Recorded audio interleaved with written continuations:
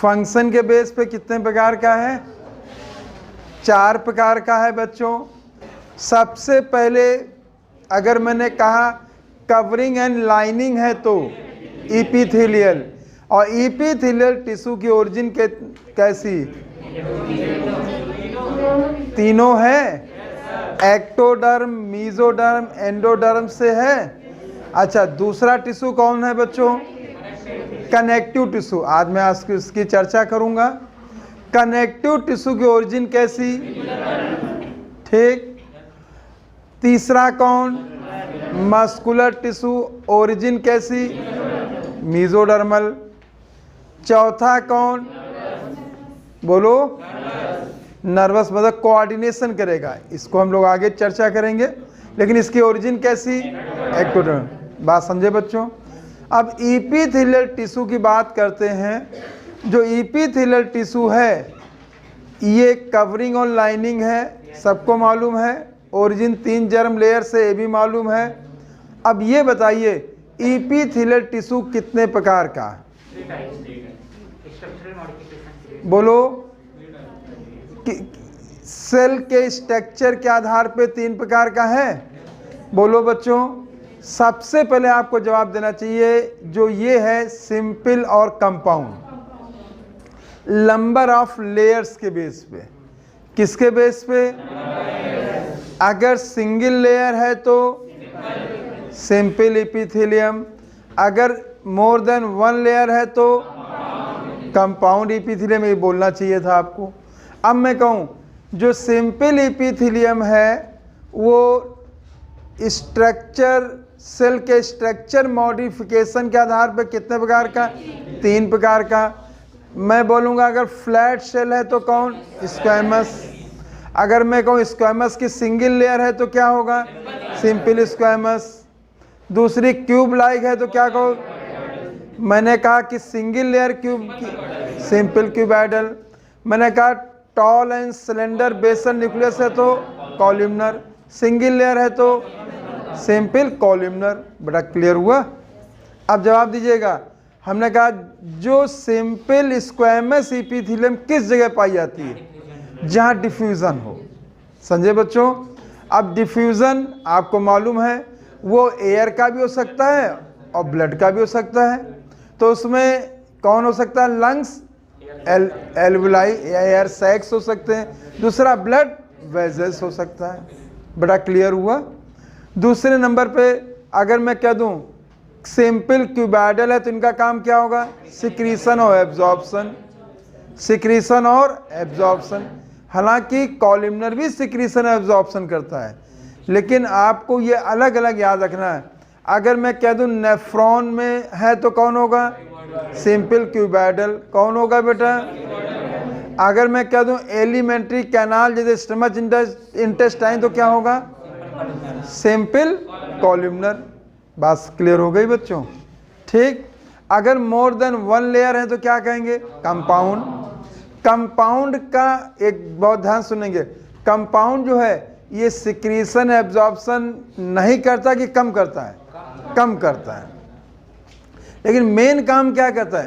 Protection, protection करता है। ठीक। ये कहाँ पाया जाता है? स्किन। कहाँ पाया जाता है? और भी जगह पाया जाता है जहाँ फ्रिक्शन है, घर्षण जहाँ भी लगता हो वहाँ सभी जगह मल्टी लेयर्ड ही होगा। लेकिन जो आपके एनसीईआरटी ने केवल स्किन का लिया। समझे बच्चों? ठीक। मैं उम्मीद कर रहा हूँ कि ये चीज़ें आपको समझ में आई हैं। अब अगली चीज़ जवाब दो।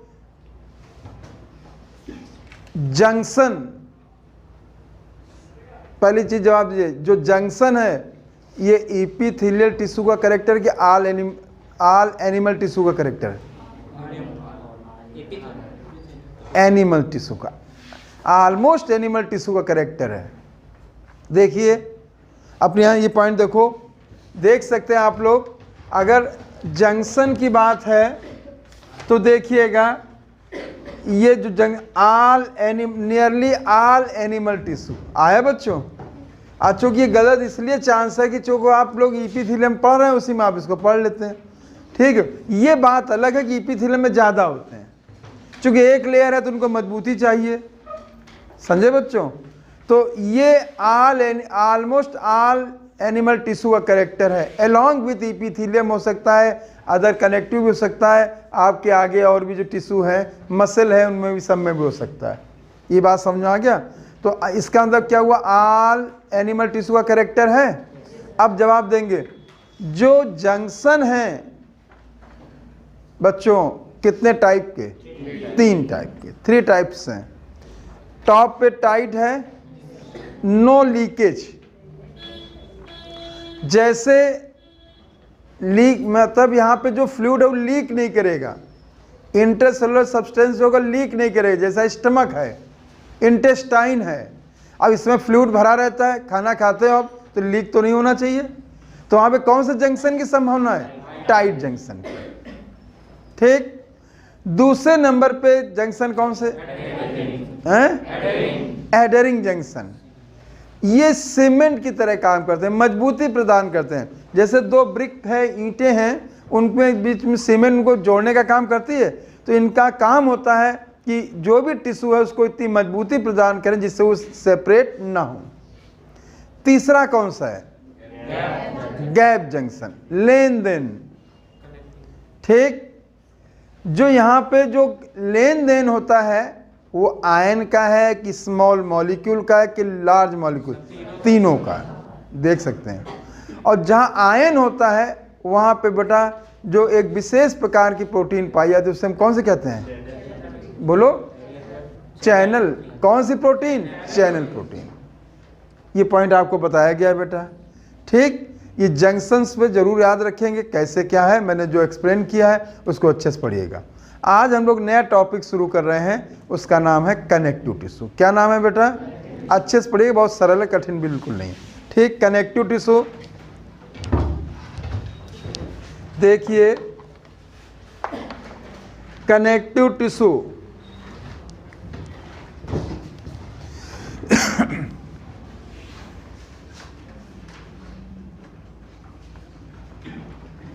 कनेक्टिव टिश्यू सबसे पहले अगर कनेक्टिव टिश्यू शब्द आया तो हमको ये चीज़ याद रखनी है जो हम आपको पहले बता चुके हैं, ओरिजिन कैसी है। सारे बच्चे जवाब देंगे मीजोडर्मल। आया बच्चों? तो कनेक्टिव टिश्यू की जो ओरिजिन है ये मीजोडर्मल।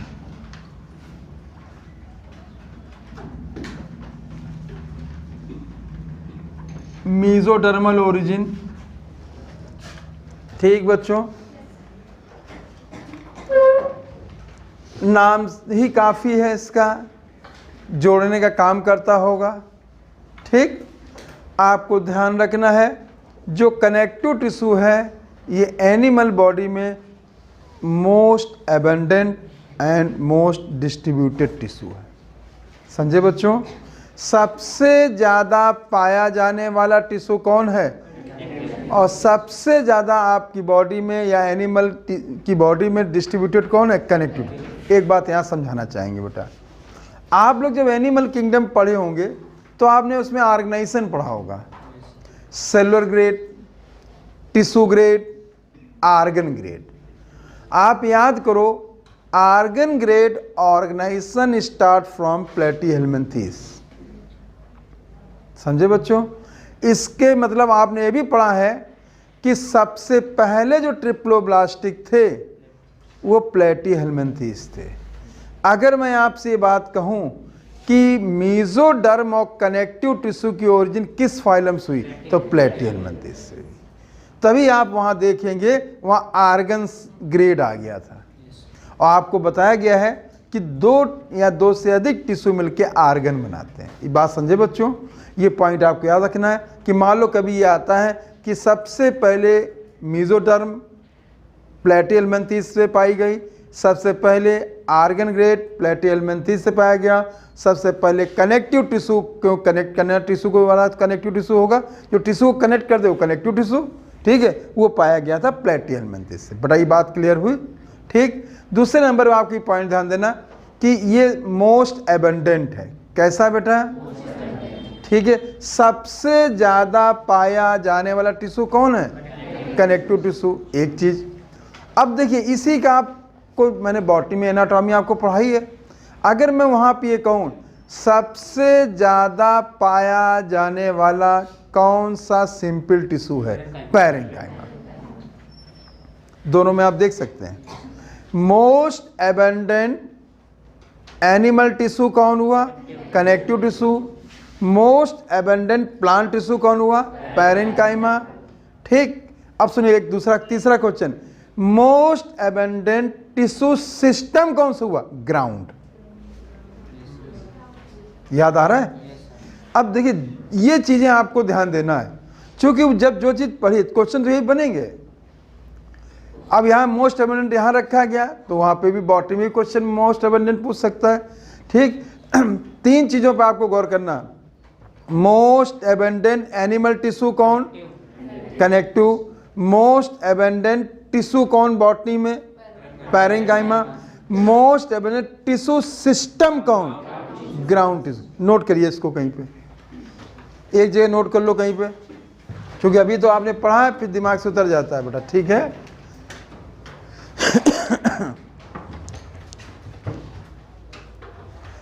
ये पहला पॉइंट आपको याद रखना।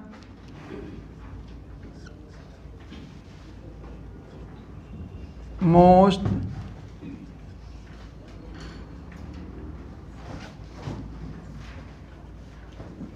Abundant and distributed tissue.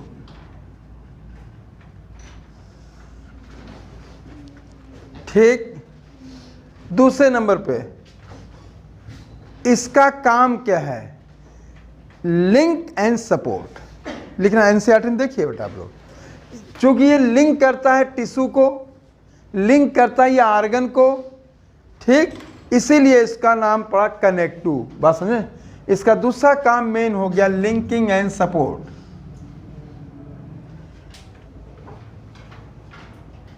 Linking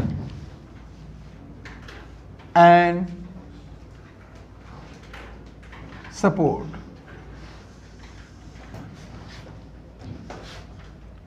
tissue organ. बच्चों जब इसने टिश्यू को लिंक किया तो ऑर्गन बना, जब इसने ऑर्गन को लिंक किया तो ऑर्गन सिस्टम बना। बात समझे बच्चों? ये ध्यान रखिएगा, जब इसने टिश्यू को लिंक किया तो क्या बना, ऑर्गन, जैसे प्लेटिहेल्मिन्थेस। जब इसने ऑर्गन को लिंक किया तो क्या बना, ऑर्गन सिस्टम, जैसे आपका एस्केल्मिन्थेस से लेके कॉर्डेट तक। ये बात क्लियर हो गई मेरे बच्चों?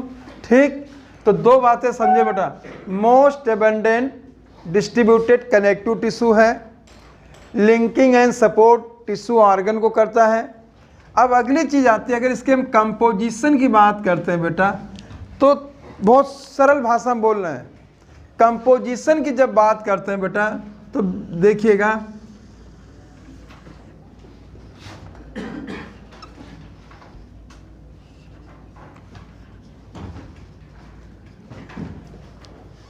Fluid fibre cell.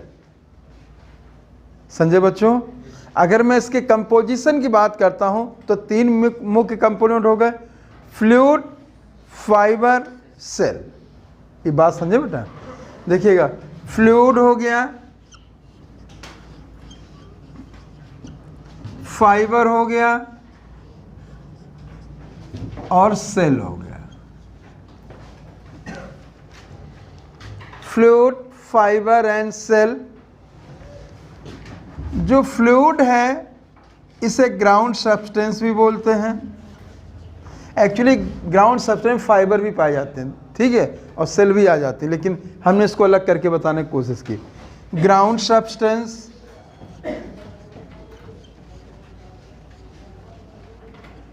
जो ये मुख्य रूप से बना होता है, एनसीईआरटी लिखती है मॉडिफाइड पॉलीसेक्राइड। हम कहेंगे बेटा म्यूकोपॉलीसेक्राइड। क्या कहेंगे बेटा? Mucopolysaccharide, mucopolysaccharide.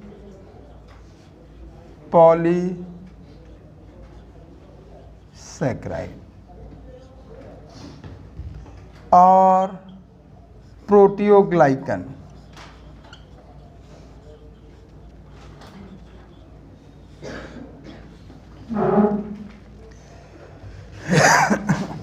जब हम फाइबर की बात करते हैं बेटा, देखिएगा, जब हम फाइबर की बात करते हैं तो एनसीईआरटी ने यहाँ पे दो मुख्य फाइबर दिए हैं, एक कोलेजन फाइबर, दूसरा इलास्टिन फाइबर। ठीक, हम यहाँ पे थिन कोलेजन की बात करेंगे, उनको रेटिकुलर फाइबर भी कहते हैं। समझे बच्चों? तो अगर आप देखें तो एनसीईआरटी के अनुसार दो प्रकार के फाइबर्स होते हैं, हम चित्र में उनके नाम भी आपको नोट करा देंगे। ठीक है, आप देखिएगा, तो एक तो मुख्य रूप से कोलेजन फाइबर हो गए, कोलेजन फाइबर,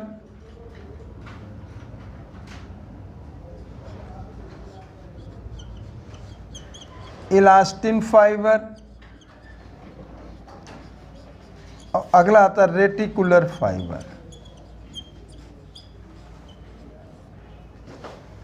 ठीक, कोलेजन फाइबर हैं, ये बेटा स्ट्रेंथ प्रोवाइड करते हैं, फ्लेक्सिबिलिटी प्रोवाइड करते हैं, इन्हीं फाइबर की वजह से इलास्टिसिटी भी आती है।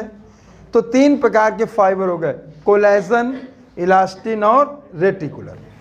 ठीक, आपके एनसीईआरटी में जो चित्र उन्होंने दिखाया है उसमें कोलेजन दिखाया, मैं आपको इनको भी नोट करा दूं, उसमें बने हैं लेकिन नाम नहीं दिया उन्होंने। ठीक बच्चों, नेक्स्ट बेटा, इसमें डिफरेंट टाइप की सेल्स होती हैं बेटा। जो मैं डिफरेंट टाइप की सेल्स की बात कर रहा हूं, तो मुख्य रूप से पहले नंबर पे फाइब्रोब्लास्ट। ठीक, फाइब्रोब्लास्ट होती है बेटा,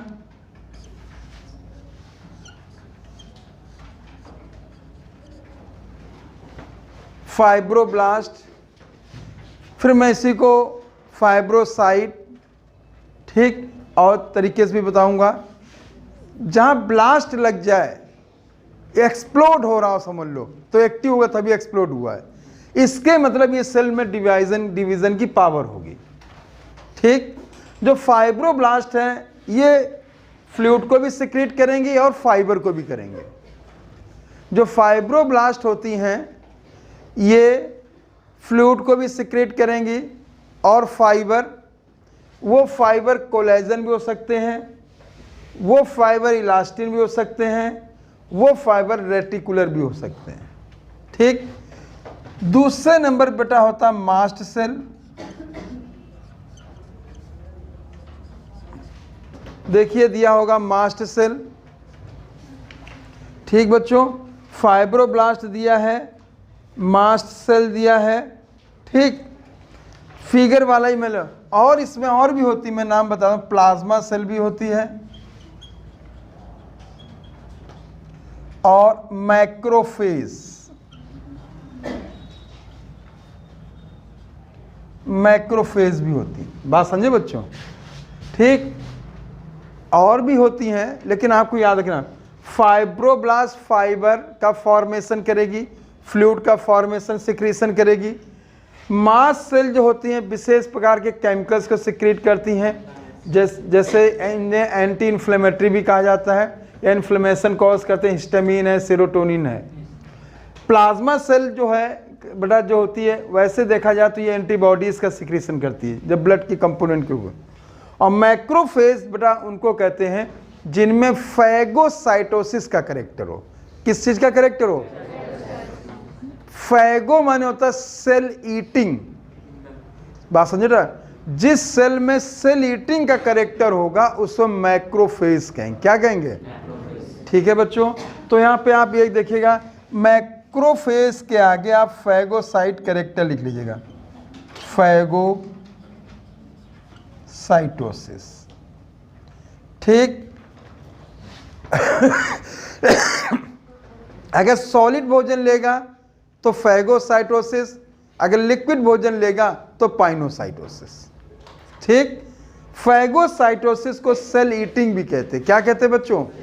सेल ईटिंग। इसको भी नोट किया और आगे नोट किया, सेल ईटिंग, सेल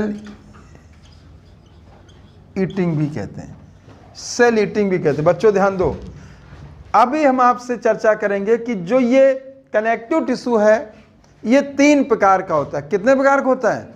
वो डिपेंड करेगा उसमें फाइबर किस फॉर्म में पाए जा रहे हैं, फ्लूइड किस फॉर्म में पाया जा रहा है, ठीक, वो उनका अरेंजमेंट कैसा, उसकी चर्चा हम कुछ पलों बाद। समझे बच्चों? पहले तो ये बात समझ में आ गई सारे बच्चों।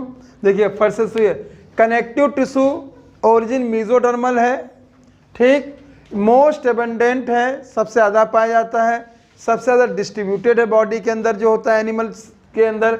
इसका मुख्य काम है जोड़ना और सपोर्ट करना, लिंक एंड सपोर्ट, तभी इसका नाम कनेक्टिव टिश्यू पड़ा। और ये टिश्यू को कनेक्ट करता है। तो बेटा ओरिजिन हुई ऑर्गन सिस्टम की, जब इसने ऑर्गन को जोड़ने का काम किया तो ओरिजिन हुई ऑर्गन सिस्टम की, ये आपसे चर्चा हो चुकी है। फिर इसके मैंने कहा इसके मुख्य जो कंपोनेंट होते हैं, फ्लूइड है, फ्लूइड में ग्राउंड सब्सटेंस में म्यूकोपॉलीसैकेराइड होता है जो प्रोटियोग्लाइकन है, ठीक। दूसरे नंबर फाइबर है, फाइबर जो है कोलेजन, इलास्टिन, रेटिकुलर है। थिन जो कोलेजन होते हैं उनको मेरा रेटिकुलर कहते हैं, जाल के आकार के होते हैं, बड़ा समझे बच्चों, ठीक। नेक्स्ट सेल है, फाइब्रोब्लास्ट है, आपके एनसीईआरटी में इसको दिखाया गया है, ठीक, फाइबर का फ्लूइड का सिक्रीशन करता है। मास सेल जो होती है बेटा ये जो डिफरेंट टाइप के केमिकल सिक्रेट करती हैं, जैसे हिस्टामिन है, सेरोटोनिन है, बात समझे बेटा। ये एक प्रकार से देखा जाए ये ब्लड वेसल्स को सिकोड़ने वाला वैसो कॉन्स्ट्रक्टर सेरोटोनिन होता है, ब्लड वेसल्स को डायलेट करने वाला हिस्टामिन होता है, और एंटीकोगुलेंट हिपैरिन होता है, ठीक। इसके अलावा प्लाज्मा सेल्स होती है, एंटीबॉडीज का सिक्रीशन करती हैं। और मैक्रोफेज जो उनको कहा गया, जो डिबेरीज हैं, डेड सेल्स हैं, जो चीज़ है जो बेकार चीज़ें हैं जो उनको ईट करके नष्ट करना खत्म, उनको मैक्रोफेज कहा गया। चूँकि साइज में बड़ी होती हैं इसलिए इनको बड़ा मैक्रोफेज कहा गया, समझे बच्चों, ठीक। और इनमें जो विशेष प्रकार कैरेक्टर पाया जाता है उसे फैगोसाइटोसिस कहते हैं। क्या कहते हैं? फैगोसाइटोसिस का मतलब सेल ईटिंग। फैगोसाइटोसिस मतलब क्या होता है? Cell eating. बेटा समझ में आ गया बच्चों? एनसीईआरटी आइए देखिए बेटा तुरंत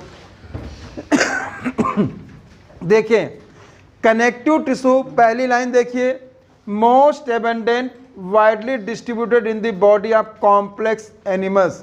कॉम्प्लेक्स एनिमल्स मतलब समझे जिसमें कॉम्प्लेक्स टाइप का हो गया। कॉम्प्लेक्स देखिए, एक मिनट सुनिए, एनिमल किंगडम कॉम्प्लेक्स क्यों कहा गया? देखिए चूंकि एनिमल किंगडम सेलुलर ग्रेड भी है जिसमें डिफरेंट टाइप का ऑर्गेनाइजेशन होता है, उसे कॉम्प्लेक्स ऑर्गेनाइजेशन कहते हैं। अब आप देखिए पोरीफेरा सेलुलर ग्रेड है, निडेरिया टीनोफोरा टिश्यू ग्रेड है, प्लेटी हेलमिंथीस ऑर्गन ग्रेड है, एस्के हेलमिंथीस एक ऑर्गन सिस्टम। तो ये कॉम्प्लेक्स नहीं हो गया? ऑर्गेनाइजेशन कैसा हो गया? कॉम्प्लेक्स। और जिनमें कॉम्प्लेक्स है उसमें मोस्ट एबंडेंट यही होगा, बात समझे बेटा, ठीक। आगे बच्चों देखिएगा, name connective tissue because there, इसको बॉक्स में कर लें, special function linking and support, linking and support other tissue, linking and support other tissue organ of the body. और ये सॉफ्ट कनेक्टिव टिश्यू से लेके बेटा स्पेशल टाइप के होते हैं, स्पेशल टाइप के होते हैं बेटा। इनके अंतर्गत बेटा कार्टिलेज आता है, बोन आता है, एडिपोज आता है, ब्लड आता है। बच्चों ध्यान देना देखिएगा ये एग्जाम्पल है। अब मैं यहाँ पे आपको बता रहा हूँ ये टिश्यू 3 प्रकार के होते हैं। कितने प्रकार के होते हैं बेटा? ठीक, एक लूज कनेक्टिव टिश्यू, दूसरा फाइब्रस कनेक्टिव टिश्यू, तीसरा स्पेशल कनेक्टिव टिश्यू। बात समझे बच्चों? कितने प्रकार के हुए बच्चों? 3 प्रकार के हुए। अगर मैं इनको डिवाइड करूं, मैं इसको हटा रहा हूं बेटा, देखिएगा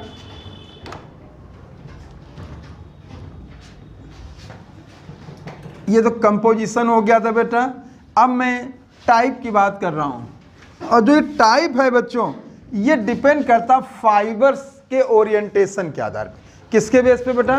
फाइबर्स और फ्लूइड। देखिएगा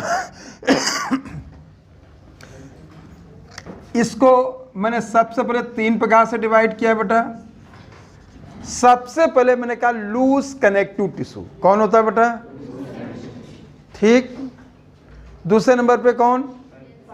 फाइब्रस कनेक्टिव टिश्यू। तीसरा कौन? स्पेशल। ठीक है, देखिए तीनों दिए बेटा, loose connective tissue, loose connective tissue,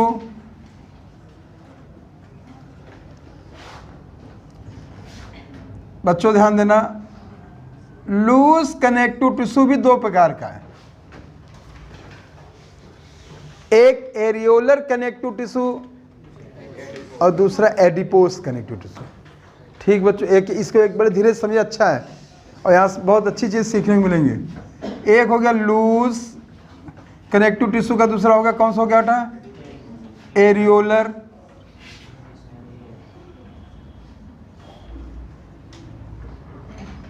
connective tissue, दूसरा हुआ एडिपोस कनेक्टिव टिश्यू। ठीक, देखिए लूज कनेक्टिव टिश्यू उसको कहा गया जिसमें फ्लूइड की मात्रा ज़्यादा हो, फाइबर दूर दूर हो। बात समझे बच्चों, लूज किसको कहा गया बेटा, फ्लूइड ज़्यादा फाइबर कम। जैसे ऐसे समझो बेटा, आप ऐसे इमेजिन करो, एक बाल्टी में पानी, ठीक, उसमें आपने कुछ धागे डाल दिए, कुछ, ठीक, और कुछ आपने उसमें और टाइप के कंकड़ या पत्थर डाल दिए। कंकड़ पत्थर जो इक्विवेलेंट टू सेल हो गए, और कम मात्रा के फाइबर्स जो हो गए वो बेटा इक्विवेलेंट तो हो गए आपके कोलेजन इनके, और जो उसके पानी हो गया वो फ्लूइड हो गया। तो आप देखेंगे उसमें फाइबर जो है इधर उधर दूर दूर रहेंगे, और वो पानी जो है वो आप देखिए कैसा रहेगा, लूज। अब अगर आप उसमें फाइबर्स की मात्रा को बढ़ा दो, ठीक, तो पानी में जो आप आसानी से हाथ डाल सकते थे, और फाइबर जब ज़्यादा डाल दिए गए तो आप आसानी से हाथ नहीं डाल पाएंगे, वो कैसा हो गया, डेंस। ठीक, तो आप याद रखिए, मोर फ्लूइड लेस फाइबर, एरियोलर या लूज।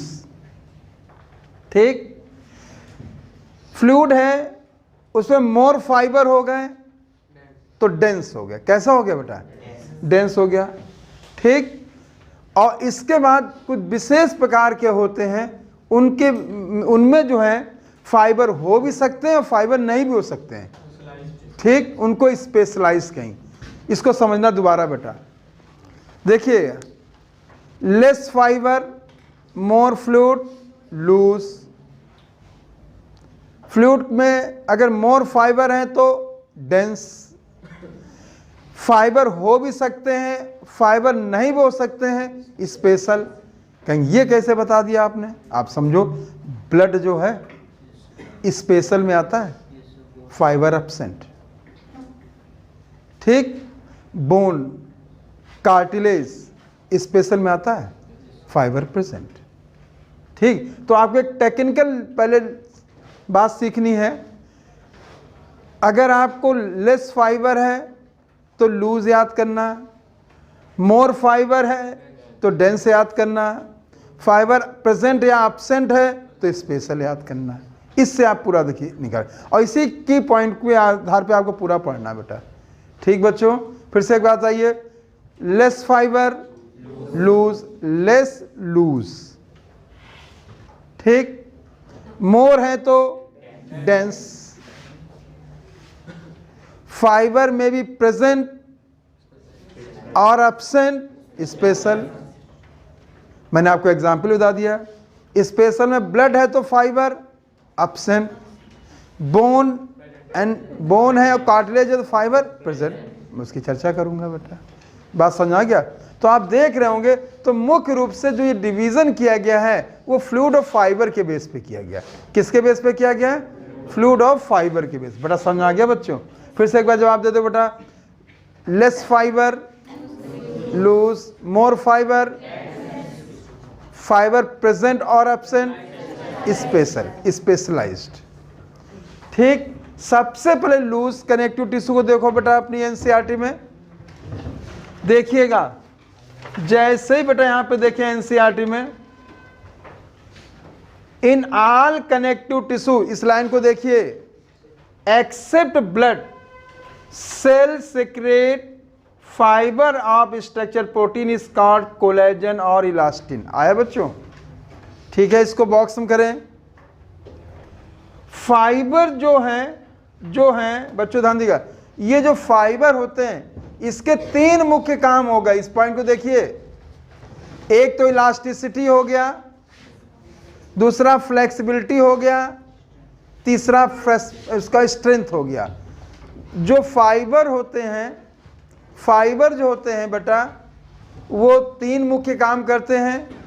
एक काम क्या हुआ, स्ट्रेंथ प्रोवाइड करना, मजबूती प्रोवाइड करना, दूसरा इलास्टिसिटी, तीसरा flexibility.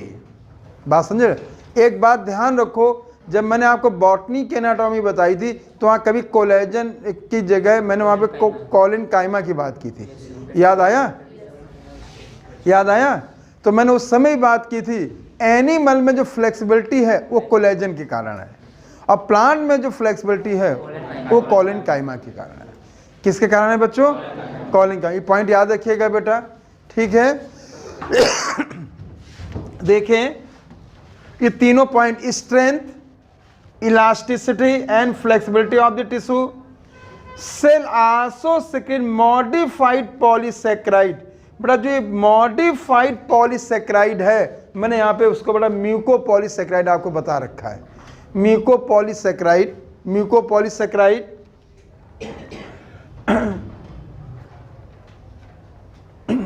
which accumulate between the cell and fiber act as matrix और ground substance। मैंने आपको सबसे पहले यही बताया था, मैट्रिक्स और ग्राउंड सब्सटेंस। ठीक है बेटा? अब बेटा यहाँ देखिए 3 प्रकार का है बेटा, loose connective tissue, dense connective tissue और स्पेशलाइज। ठीक है बेटा? दूसरे नंबर पे आता है dense connective tissue. Dense connective tissue. तीसरे नंबर पर आता है स्पेशलाइज्ड।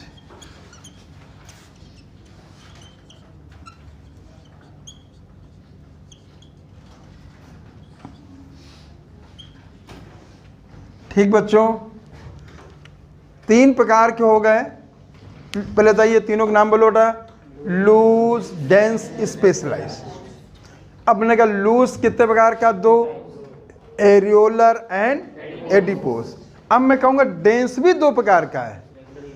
डेंस फाइबर अगर एक निश्चित मैनर में अरेंज है तो उसे रेगुलर कहेंगे, अगर अनिश्चित मैनर में है तो इरेगुलर कहेंगे। अब इसको भी करिएगा, 2 पार्ट में है बेटा, देखिएगा।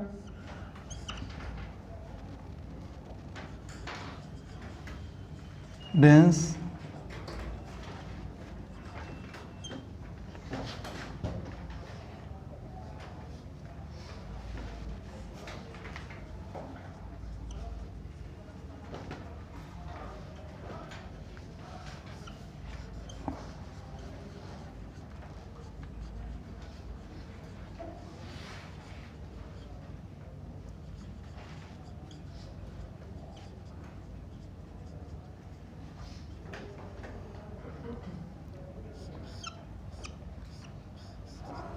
बच्चों देखिए, बड़ा सबको समझ में आ रहा है बेटा?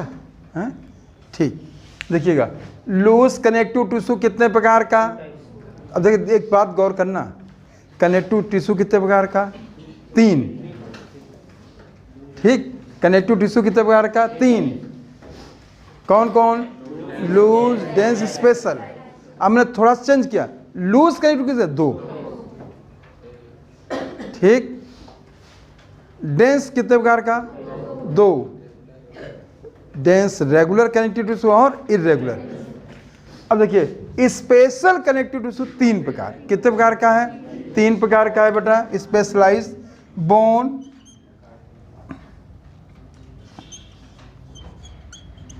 Cartilage of blood. हम लोग सभी चीज़ें यहाँ पे जब जनरल जाना, ये हम लोग इसको डिटेल में भी पढ़ेंगे, समझे बच्चों?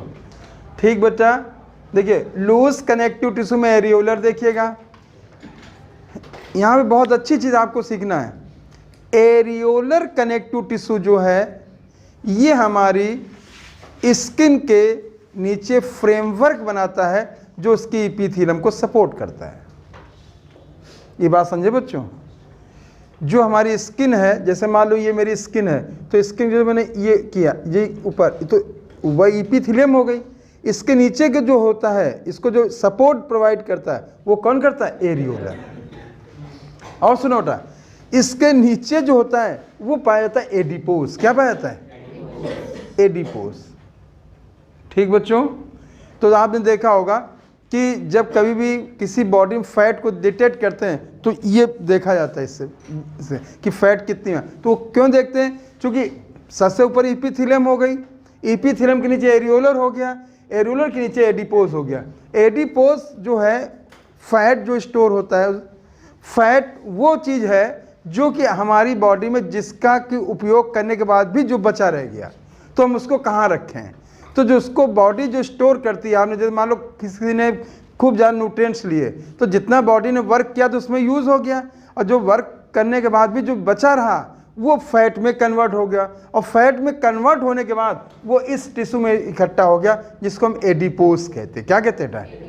बात समझे बच्चों? इसीलिए जो आप लोगों ने देखा, जो मोटे लोग होते हैं उनकी स्किन का आप देखिए तो बड़ी मोटी हो जाती है। उसका रीज़न क्या है? सबसे पहले एपिथेलियम हो गया, एपिथेलियम एरियोलर हो गया, एरियोलर नीचे एडिपोज हो गया, एडिपोज में फैट हो गई बेटा। ठीक है, तो एक बात और आप सोच रहे होंगे कि एडिपोज और areolar is the modified loose connective tissue. बोलो, ये मॉडिफाइड किसके हैं? Loose connective. ये पॉइंट याद रखिएगा। ये बात क्लियर हो गई बेटा? एडिपोज एरियोलर मॉडिफाइड कौन है? Loose connective tissue. कोई प्रॉब्लम बेटा? ठीक, इसको देखिए एक चीज़, यहाँ पे एक क्वेश्चन अभी हम आपसे पूछने जा रहे हैं। देखो बेटा, सबसे पहले एक फिगर दिया गया है बच्चों, लूज कनेक्टिव टिश्यू में एरियोलर का देखेंगे। इसमें मैक्रोफेज चित्र जो नाम है वो कहूँ वो नोट करिए। मैक्रोफेज जहां बना है उसको लिखिए इर्रेगुलर शेप फैगोसाइटोसिस। देखिए ऐसे में इसका एक थोड़ा सा फिगर का एक आइडिया ले रहा हूं यहाँ पे, और एनसीईआरटी का फिगर आप देखेंगे, इस जगह फिगर बना होगा, इस जगह देखो बेटा, इस जगह बनी एक सेल, देखो बेटा, और यहाँ लिखा होगा मैक्रोफेज, मैक्रोफेज लिखा होगा। आप लिखिए irregular shape phagocytosis cell, phagocytosis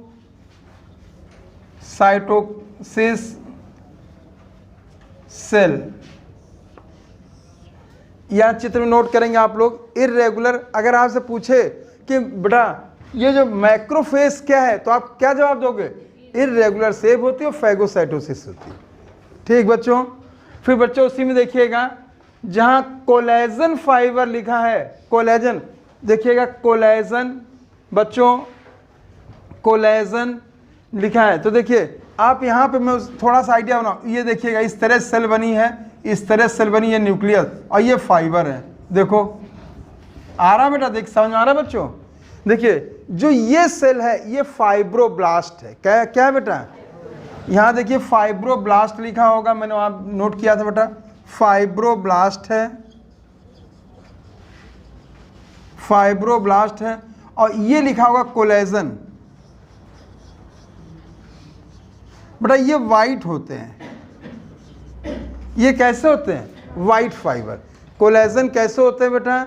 white fibre होते हैं। इसको नोट करिए, वहीं एनसीईआरटी में नोट करो बेटा, कोलेजन वाइट फाइबर होते हैं, कोलेजन वाइट फाइबर होते हैं बेटा। ठीक, फिर से देखेंगे बेटा यहाँ पे, और देखिएगा इसके बाद आप एक और देखिए, थोड़ा से ये ऑरेंज कलर के हैं, रेडिश ऑरेंज देखिए बेटा, रेडिश ऑरेंज है आप देखिए, ठीक, रेडिश। तो आप इसके साथ एक चीज़ देखिए, देखिए इस तरह से बने पूरे, उसमें देखिए ऑरेंज ऑरेंज इस तरह फैले हैं, देखो फैले हुए, देखो बेटा, देखो ये रेटिकुलर फाइबर है। कौन से फाइबर हैं? रेटिकुलर फाइबर हैं, ये रेटिकुलर फाइबर हैं।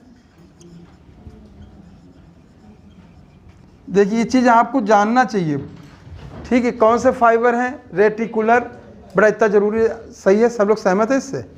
क्यों बेटा? अब हम देखो वो तो आपको तैयार करा देते, बाई चांस इधर उधर जाए तो आपको ये एक आइडिया लगे कौन सा रेटिकुलर फाइबर, बड़ा क्लियर हो गया। फिर बच्चों इसमें देखिए एक और देखिए बेटा, येलो कलर का जो देखिए, येलो कलर के, येलो को ऐसा देखो आया होगा येलो, ऐसे देखिए येलो कलर के, देखो बेटा ये इलास्टिक फाइबर है। कौन सा बेटा? येलो इलास्टिक फाइबर है, येलो इलास्टिक फाइबर, नोट कर लेना एनसीईआरटी में बेटा, येलो इलास्टिक फाइबर है। तो एक बात तो मेरी बात सारे बच्चे मान रहे हैं कि लूज कनेक्टिव टिश्यू में जो ये दो दिखा रहे हैं, हमने तीनों फाइबर की बात की थी बेटा, बोलो। कोलेजन की भी बात की मैंने, रेटिकुलर की बात की मैंने, चित्र में दिखा भी दिया आपको, एनसीईआरटी में भी दिखाया गया, और मैंने उसमें बेटा इलास्टिक फाइबर की बात की। बात समझे बच्चों? और आपको मालूम है जो फाइबर होते हैं बेटा, देखिएगा उनके तीन मुख्य काम थे, स्ट्रेंथ था, इलास्टिसिटी था और फ्लेक्सिबिलिटी था। बात समझे बच्चों? ठीक। और इनमें मेन जो फाइबर होते हैं वो कौन से होते हैं बच्चों? कोलेजन। कौन से होते हैं बेटा? कोलेजन। एक चीज़ और देखो बेटा, फिर देखिएगा आप अगर यहाँ पे कुछ बेटा, यहाँ देखें मास्ट सेल दिखाई गई, यहाँ पे ये देखिएगा मास्ट सेल इस जगह दिखाई गई, मास्ट सेल। फिगर आप एनसीईआरटी का देखेंगे, और मैं एनसीईआरटी फिगर को यहाँ पे बना के जो एक आइडिया मैं यहाँ पे बना दे रहा हूँ। एक बात मैं यहाँ पे कह दूँ बच्चों, देखो लूज कनेक्टिव टिश्यू या कनेक्टिव टिश्यू की सबसे बड़ी सेल जो होती है फाइब्रोब्लास्ट होती है, ये पॉइंट भी नोट किया। लार्जेस्ट सेल, लार्जेस्ट सेल कौन है? फाइब्रोब्लास्ट। यहाँ पे नोट कर लेंगे largest cell, largest cell, largest cell जो है वो फाइब्रोब्लास्ट है। लार्जेस्ट सेल फाइब्रोब्लास्ट, समझ आ रहा है बेटा? लार्जेस्ट सेल कौन है? फाइब्रोब्लास्ट। तो देखिए अब ये चित्र भी आ चुका है नीट में, यही पूरा आया है, लेकिन इसलिए बता दे रहे हैं क्योंकि आपकी से थ्योरी हम क्लियर कर पा रहे हैं। बच्चों देखिए हमने आपसे कहा था कनेक्टिव टिश्यू के तीन मुख्य कंपोनेंट है, फ्लूइड, फाइबर, सेल। ठीक, ये सब फ्लूइड हो गया, ये फाइबर हो गए और ये सेल हो गए। ठीक, अब आगे देखिएगा यहाँ पे ये मास्ट सेल है। मास्ट सेल जो है तीन केमिकल सिक्रीट करती है मुख्य रूप से, हिस्टामिन, सेरोटोनिन और हिपैरिन। ठीक है बच्चों, यहाँ पे नोट कर सकते हैं हिस्टामिन, सेरोटोनिन और हिपैरिन। बच्चे देखेंगे हिस्टामिन वैसोडाइलेटर, ब्लड वेसल्स को डायलेट करती है, मतलब बीपी को कम करती है। ठीक बच्चों, ये आप यहाँ शब्द सीखो, हिस्टामिन वैसो, बोलो डायलेटर, नोट करेंगे आप लोग, नोट करिए पूरा, एनसीईआरटी में नोट होना चाहिए। हिस्टामिन वैसोडाइलेटर है, बीपी कम करती है। सेरोटोनिन वैसो कॉन्स्ट्रक्टर है, ब्लड वेसल को कॉन्स्ट्रक्ट करती है, तो बीपी को क्या करती होगी? बढ़ाती है। हिपैरिन एंटी कोआगुलेंट है, ब्लड कोआगुलेशन को कम करती है, जमने नहीं देती है। ठीक है, तीनों शब्द को नोट करेंगे। देखिएगा हिस्टामिन क्या है? Vaso dilator. सेरोटोनिन का वैसो कॉन्स्ट्रक्टर। हिपैरिन क्या है? Anti coagulant. नोट करें, मैंने नोट नहीं किया, आप लोग नोट करेंगे। समझे बेटा? बेटा इसलिए जरूरी है क्योंकि जब हमको बहुत अच्छी से तैयारी करनी है तो जो भी एनसीईआरटी में चित्र में भी नजर आ रहा है उसको भी ढूंढ के हमें पढ़ना है। समझे बेटा? अब आप देखिए बच्चों, आपको चित्र में ये नजर आ रहा है तो ये चीज़ जरूरी है, क्वेश्चन पूछ सकता है। यहाँ नहीं तो एनसीईआरटी सेकंड में दिया गया है, इम्यूनिटी में दिया गया, वहाँ आपको पढ़ना पड़ेगा, तो हम इसको क्यों छोड़ दें? ठीक है। अब अच्छा मान लो ये आ जाए क्वेश्चन कि बेटा हिस्टामिन, सेरोटोनिन, हिपैरिन ये कनेक्टिव टिश्यू से रिलीज होता है कि इपिथेलियल टिश्यू रिलीज होता है कि मस्कुलर टिश्यू से होता है, तो क्या आ गया? तो ये तो आपका आंसर आ गया कम से कम, ठीक। आज खांसी आ रही, थोड़ा इन्वायरमेंट का है, लेकिन समझ में आ रहा है बच्चों। फिर आगे देखिएगा, कुछ चीज़ें मैं और बताना चाहता हूँ इसमें, मैंने जो देखा है चित्र में देखिएगा। अगर आप बेटा अपनी एनसीईआरटी के चित्र में ऊपर की ओर देखिएगा, यहाँ एक सेल बनी है, देखिए इस यहाँ पे देखिएगा, ये जगह, इस जगह बनी है, ये WBC बनी है, आप देखो बाइलोब न्यूक्लियस, इओसिनोफिल्स। कौन हो जाएगा बेटा? इओसिनोफिल, नोट कर लो वहाँ पे, इओसिनोफिल्स नोट करो, इओसिनोफिल्स, इओसिनोफिल्स, इओसिनोफिल्स नोट करना बच्चों, वहाँ इओसिनोफिल्स पढ़ाएंगे हम आपको। फिल्स, इओसिनोफिल्स। अगली चीज आप देखो, जब मैंने सेल लिखाई थी बच्चों, तो उसमें मैंने बेटा मास्ट सेल का भी नाम लिया था, फाइब्रोब्लास्ट का भी नाम लिया था, ठीक, मैंने मैक्रोफेज का भी नाम लिया था, और मैंने प्लाज्मा सेल का भी नाम नोट कराया था। देखिए यहाँ देखो एक बनी न्यूक्लियर प्लाज्मा सेल है, जहाँ देखो ग्रेनुलेटेड मास्ट सेल होती है, नॉन ग्रेनुलेटेड जो होती है प्लाज्मा सेल होती है, ठीक। जो ये देखिए इसमें ग्रेन्यूल्स दिखाया गया, इसमें कोई ग्रेन्यूल नहीं दिखाया गया होगा, ठीक है। ये हो गई प्लाज्मा सेल्स, प्लाज्मा सेल्स नहीं दिया कोई बात है, लेकिन चित्र में तो दिया है, कोई बेटा दिया कि नहीं दिया? देखो, ठीक, देखिए बेटा इसका क्या नाम है? Plasma cell. देखिएगा अगर ये आता है कि प्लाज्मा सेल और मास सेल में क्या अंतर है? ग्रेन्यूल्स का। ग्रेनुलेटेड है तो कौन हो गई, और नॉन ग्रेनुलेटेड कौन हो गई? प्लाज्मा। नोट करिए वहीं पे प्लाज्मा सेल। तो अब ये प्रूफ हो गया कि जो कनेक्टिव टिश्यूज में 3 प्रकार के फाइबर्स एंड डिफरेंट टाइप के सेल्स हैं। अब आप ये नहीं याद करेंगे, यह तो याद ही करना है कि उसमें मास सेल्स भी है, लार्जेस्ट फाइब्रोब्लास्ट भी है, मैक्रोफेज भी है, इनके अलावा बेटा ये देखिए आप इओसिनोफिल्स भी हैं, ठीक। इसमें आप देख सकते हैं ये बेटा ये प्लाज्मा सेल्स भी है। क्लियर हुआ बेटा? फिर मेरे बच्चों देखो, एक देखिएगा यहाँ पे एक और सेल बनी है, यहाँ पे देखिए कई लोब ऐसे दिख रहे हैं, 2-3 लोब दिख रहे हैं, ये बेसोफिल है। कौन है बेटा? 3 लोब दिख है, बेसोफिल। नोट करिए इसको, बेसोफिल।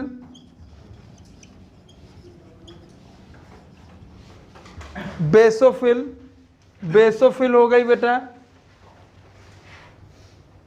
बेसोफिल।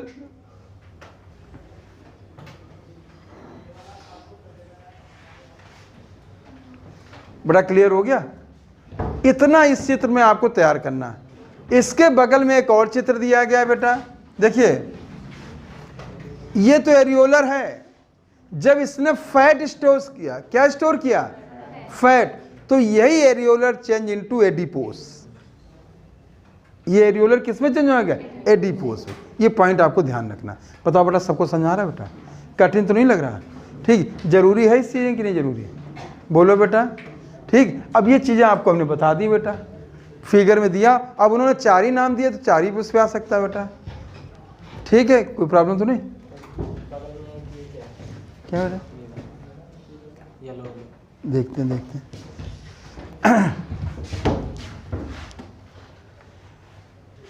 अब बेटा इतना तो अंदाज लगाना मुश्किल है, ये कौन सेल हो सकती है। मेन सेल हमने देख ली है, ठीक है। अगर जो आइडिया लगी तो हम बता देंगे, ठीक है।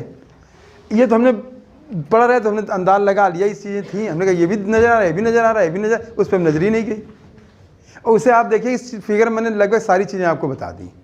अगर किसी टाइप का क्वेश्चन बनाने की कोशिश भी करेगा तो आपसे क्वेश्चन बच नहीं पाएगा। बोलो बच्चों, आ गया? आप बताओ कोई ऐसी जो छूट रही हो? अब येलो चीज़ है वो देख नहीं पाए, हम देखेंगे उसको। अब हम ऐसे अंदाज नहीं लगा सकते हैं, ठीक है बच्चों। आगे आएंगे, देखिए इसके अलावा जो बगल में फिगर बना है उस फिगर पे भी आप गौर करेंगे बच्चों, ठीक है। तो देखिएगा कि अगर हम इसकी बात करते हैं तो उन्होंने ये सेल दिखाया, तो मैं एक ही सेल अलग बना दे रहा हूँ, ये देखिएगा ये सेल बना दी, ठीक। तो ये तो हो गई प्लाज्मा मेम्ब्रेन, प्लाज्मा मेम्ब्रेन हो गई बेटा, ठीक। और ये सब में पूरा फैट भर गया, क्या भर गया बेटा? फैट। ये फैट हो गया, ठीक। जब फैट पूरा सेंटर में भर जाएगा तो जो न्यूक्लियस पेरीफेरल चला जाएगा, तो ये पेरीफेरल न्यूक्लियस हो गया। अब आप क्या रखना, सेंटर में फैट फिल हो, पेरीफेरल न्यूक्लियस हो विद प्लाज्मा मेम्ब्रेन हो, is a component of adipose tissue. मैंने ये सेल को बने कंपोनेंट इसलिए बोला कि यही सेल मिल के सब मिल के एडिपोज टिश्यू बनाएंगे। तो ये कौन सा हो गया बेटा? Adipose tissue. ये पॉइंट याद रखेंगे, एडिपोज टिश्यू। तो मैं उम्मीद कर रहा हूँ मैं इसको पूरा समझा ले गया। तो लूज कनेक्टिव टिश्यू समझ में आए मेरे बच्चों, ठीक। अब इनसे ये फिगर जरूर तैयार करेंगे आप लोग, ठीक। हो सकता आगे नाम दे दें। देखिए जो ये मास सेल है, अगला अगर कभी नाम बढ़ाए जाएंगे तो यहाँ प्लाज्मा सेल लिखा होगा, आप याद रखिएगा, ठीक। अगर नाम बढ़ाएंगे तो यहाँ यूसिनोफिल लिखा होगा, नाम बढ़ाए जाएंगे यहाँ तो बेटा यहाँ पे बेटा ये बेसोफिल लिखा होगा। यहाँ पे नाम बढ़ाए जाएंगे, ये फाइब्रोब्लास्ट है तो इसके साथ बेटा कोलेजन होगा। कौन होगा बेटा? ठीक। अगर यहाँ पे अगर एक अनब्रांच नजर आ रहा है तो कौन होगा? ये कौन सा फाइबर हो गया? बोलो, इलास्टिन। और जो ये जालिकाकार है तो कौन हो गया? रेटिकुलर फाइबर्स, ठीक है। तो एक बात तो क्लियर हो गई, फाइबर इसमें 3 प्रकार, कितने प्रकार के हैं? वो बात की बात उन्होंने 2 कोई एनसीईआरटी ने दिखाया, तो 2 आएंगे तो आप 2 करना 2 कर दीजिएगा उसमें, लेकिन आपको जानना इतनी चीज चाहिए। कितना समझाए मेरे बच्चों? पूरा क्लियर हुआ? ठीक। अब आगे बढ़ेंगे बच्चों। देखिए एनसीईआरटी क्या कहती है। Loose connective tissue has cell and fibre loosely arrange semi fluid ground substance areolar tissue present beneath the skin. Mark करें, बेनिथ द स्किन, स्किन से बिल्कुल चिपकी हुई, attach beneath the skin, often serve as support framework for epithelium. आया? ये जो इपीथीलियम का क्या बनाता है? फ्रेमवर्क। जैसे आप देखिए फ्रेमवर्क, जैसे मान लो छत पड़नी है तो इसका फ्रेमवर्क कौन बनाती? सरिया बनाती, जो रॉड्स होती हैं, और उसमें सब भर दिया जाता है। क्लियर बच्चों? उसी प्रकार से जो है ये क्या बनाता है बेटा? फ्रेमवर्क, ठीक। आगे देखेंगे, support framework of for epithelium, it contain fibroblast. मैंने आपको बताया बेटा लार्जेस्ट सेल है, ठीक, और फाइबर्स बनाती हैं। और ये फाइब्रोब्लास्ट जो है कोलेजन भी बना सकती हैं, इलास्टिन भी बना सकती हैं और रेटिकुलर भी बना सकती हैं, ठीक। Produce and secrete fibres, macrophage and mast cell. यहाँ पे मैक्रोफेज और मास्ट सेल का लिया गया बेटा। मैक्रोफेज जो होती है आपको बताया मैंने कि इर्रेगुलर शेप की होती है, फैगोसाइटोसिस नेचर की होती है, ठीक। मास्ट सेल है, ये कुछ विशेष केमिकल को सिक्रेट करती हैं जिनको मैंने बता दिया। ये ग्रेनुलेटेड होती है, अगर ग्रेनुलेटेड आएगी तो मास्ट सेल, अगर नॉन ग्रेनुलेटेड तो प्लाज्मा सेल। ये भी आपको जानना है बेटा, ये चित्र बना तो आपको जानना चाहिए, ठीक है बेटा, ठीक। और ये केमिकल है। वैसोडाइलेटर मैंने क्या बताया? हिस्टामिन। कॉन्स्ट्रक्टर कौन बताया? सेरोटोनिन। और बेटा एंटीकोगुलेंट कौन है? हिपैरिन। ये चीज आपको जानना है बेटा। क्लियर हुआ? ठीक। आगे बढ़ जाइए बच्चों। Adipose another type loose connective mainly beneath the skin. देखो कितनी अच्छी चीज आ रही है, देखा आप लोगों ने, ठीक।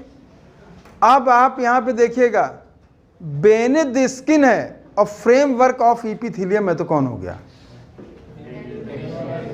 कौन हो गया? एरियोलर। आ गया बेटा। अब बेनिथ द स्किन है और स्टोर द फैट हो गया, तो कौन? एडिपोज। आया बेटा?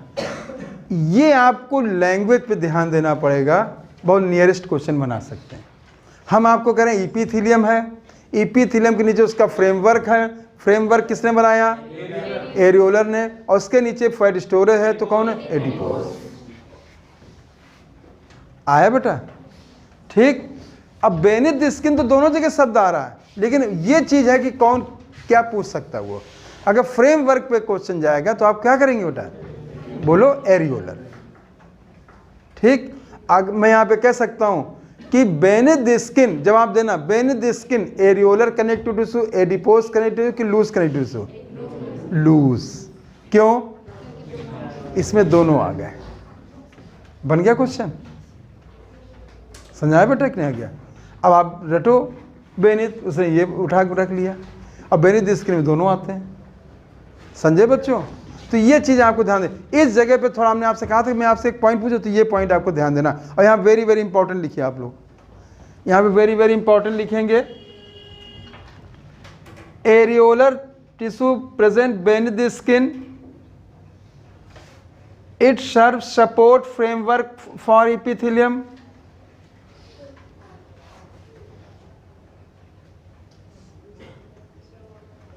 adipose and another type loose connective tissue located mainly beneath the skin.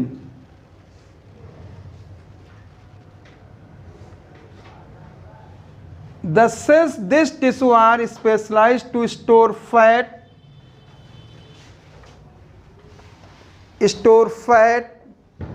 ठीक।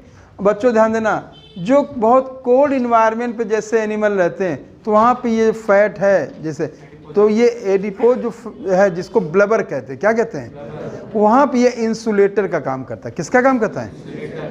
इतना है, किसकी तरह काम किया? इंसुलेशन। जैसे वेल हैं, ठीक है, तो उनमें जब मान लो कभी बहुत कोल्ड उसमें पहुंची तो वहाँ पे उस जगह पे है ये जो है उसको ठंड से बचाने का काम करता है, इंसुलेशन का काम करता है। और आप लोग ये भी ध्यान दिए होंगे जो बहुत मोटे लोग होते हैं उनको सर्दी थोड़ी कम लगती है अपेक्षाकृत अन्य के पे। हमने नहीं कि सर्दी नहीं लगती है लेकिन कम लगती है। बड़ा समझाया बेटा, ठीक। तो यहाँ पे फैट क्या किया है? इंसुलेशन। जो एक्सेस में न्यूट्रिएंट्स होते हैं वो stored in the form of fat. अब देखो एक बात सीखो, देखिए क्वेश्चन इस तरह बना सकता है, बेनिथ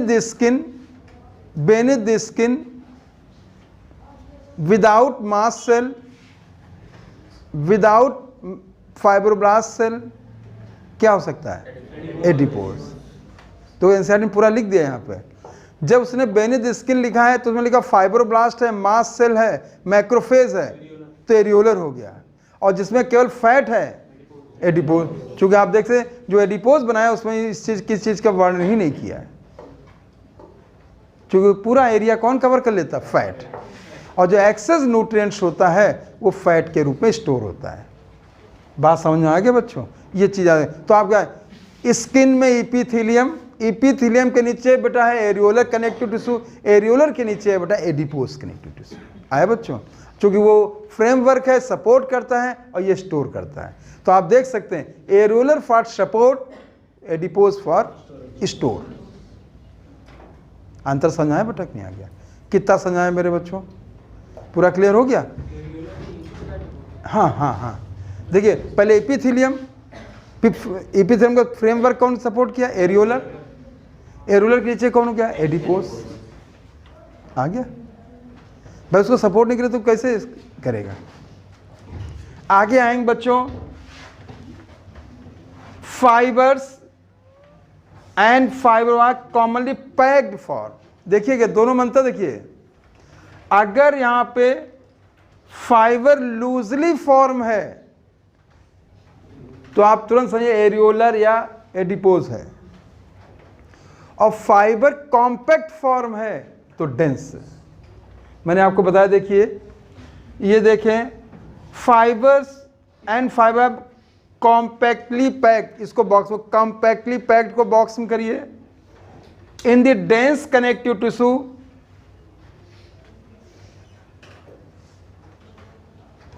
डेंस कनेक्टिव टिश्यू, इसमें फाइबर कैसे हैं? कॉम्पैक्टली फॉर्म है। अब सुनना, ये जो दो प्रकार का है डेंस कनेक्टिव, दो प्रकार का है ओरिएंटेशन ऑफ फाइबर्स। देखो किसके बेस पे है? Orientation of fibre. अगर उनका ओरिएंटेशन बच्चों ध्यान दो, अब ये देखिएगा यहां पे लिया, अब ये एनसीईआरटी में आप ये फिगर में छोटा उसका एक पोर्शन बना रहा हूं, ये फाइबर्स हैं, ये सेल है, ये फाइबर्स हैं, ये सेल है, ये सेल है, ये fibres, cell, fibres, fibres, fibres, ये बीच में सेल है।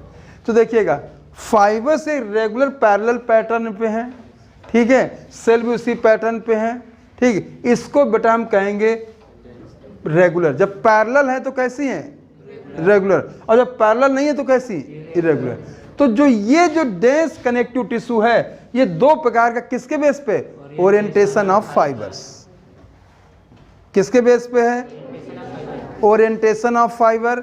ओरिएंटेशन ऑफ फाइबर अगर पैरेलल है तो, और पैरेलल नहीं है तो, ये पॉइंट याद रखना। ठीक, अब यहाँ पे इसके जो एग्जाम्पल आपको ध्यान देने हैं, जैसे ये मैंने ले लिया बच्चों ये, तो यहाँ पे दो एग्जाम्पल बहुत इंपॉर्टेंट, बहुत आता है, एक लिगामेंट और एक टेंडन। आए बच्चों, एक हो गया लिगामेंट हुआ बच्चों, लिगामेंट, और दूसरा टेंडन। ठीक, देखिएगा जो लिगामेंट है ये बोन टू बोन को जोड़ता है। ठीक, अगर आप चाहें तो बल्ब आ गया, बी से बोन, एल से लिगामेंट, बी से बोन। आए बच्चों, तो बोन टू बोन को कनेक्ट कौन करता है? लिगामेंट। लिगामेंट किस चीज का एग्जाम्पल है? Dense regular connective tissue. बोलो बच्चों, समझाए बेटा। फिर देखिएगा टेंडन जो है, जो ये है बोन टू मसल, बीटीएम। ठीक, आ गया। अब इसको बॉटम से याद कर लो। ठीक बेटा, बल्ब ये है, बॉटम ये है। बल्ब कौन? बल्ब कौन? लिगामेंट। बॉटम कौन? टेंडन। कितना समझ में आया बेटा? क्लियर हो गया? ठीक, ये आते हैं बेटा, जरूर आएंगे, आप याद कर लो, यहाँ से क्वेश्चन आता है। फिर से दो, बल्ब कौन है बेटा? बॉटम कौन है? टेंडन। याद रहेगा। और कैसा कनेक्टिव टिश्यू है? Dense regular connective tissue. Dense regular कि इर्रेगुलर? रेगुलर। बड़ा क्लियर हो गया मेरे बच्चों? ठीक है, ये पॉइंट याद रखिएगा। एक पॉइंट और याद कर सकते हैं बेटा, कि जो टेंडन है, ये पहले एनसीईआरटी देख लेते हैं बेटा। ओरिएंटेशन फाइबर्स सो रेगुलर और इर्रेगुलर पैटर्न, इसको बॉक्स में करो, रेगुलर और irregular. Dense regular and dense irregular.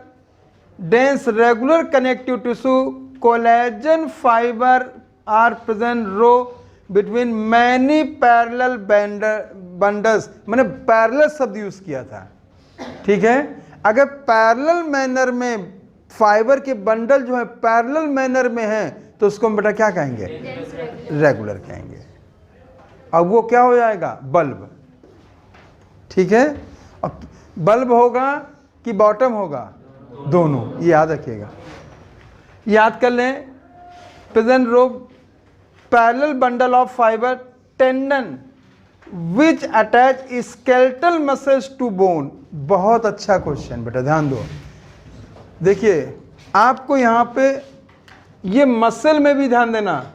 Muscle में आपको स्केलेटल याद करना। क्या याद करना है? स्केलेटल मसल जो होती है, स्केलेटल मसल आपको आगे हम बताएंगे, जो अगले टर्म बताएंगे, वो वॉलंटरी मसल होती है। कैसी होती है बेटा? जो हमारी इच्छा अनुसार काम करती है। बात समझे बेटा? वो यहाँ पे बना सकता है, स्मूथ मसल भी लिखेगा यहाँ पे। ठीक बच्चों, कार्डियक मसल भी लिखेगा यहाँ पे है, और स्केलेटल मसल भी लिखेगा। तो जो यहाँ बॉटम में जो मसल है वो कैसी बेटा है? Skeletal muscle. इसको हम वॉलंटरी मसल्स भी कहते हैं। क्या कहते हैं? इसको हम स्ट्रेटेड भी कहते हैं। हम ये चीज़ बताएंगे, कल इस चीज़ की चर्चा करेंगे। ठीक बच्चों, जो ये हो गई बेटा स्केलेटल मसल भी हो गई, या फिर इसको बेटा क्या कहते हैं? स्ट्रेटेड भी कहते हैं। क्या कहते हैं? इसी को वॉलंटरी भी कहते हैं। तीनों नाम आपको याद रखना है। ठीक है, तो ये इंपॉर्टेंट चीज आई। टेंडन बोन को जो है, टेंडन जो है बोन को किससे कनेक्ट करता है? स्केलेटल मसल से। ठीक है, या और ये किसको कनेक्ट करते हैं? Bone to bone. तो बल्ब क्या है बेटा? बोलो। और बॉटम क्या है? टेंडन। ये बड़ा आना चाहिए। ये कैसा टिश्यू है, कैसा बनता है, कैसा अरेंजमेंट होता है, फाइबर्स का कैसा ओरिएंटेशन है, ये क्वेश्चन आपको अच्छे से तैयार करना है। ठीक है, समझ आ गया बेटा? मैं उम्मीद कर लूँ समझ में आ गया बेटा। ठीक, आगे आओ मेरे बच्चों।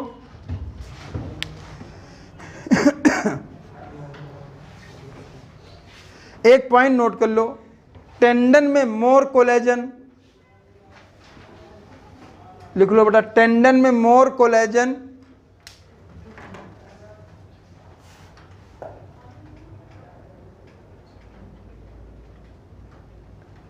Less elastin.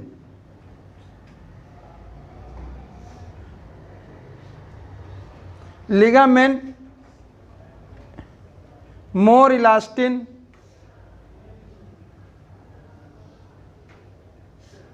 Few collagen. Question अच्छा बना सकता है यहाँ पे। जवाब दो बेटा, टेंडन में ज्यादा क्या होता है बेटा? हैं? मोर कोलेजन। ठीक, लेस क्या है? और लिगामेंट में मोर क्या है? लेस क्या है? ये पॉइंट याद करो। ठीक, इंपॉर्टेंट लिख लीजिए इसको। आगे आएंगे बच्चों,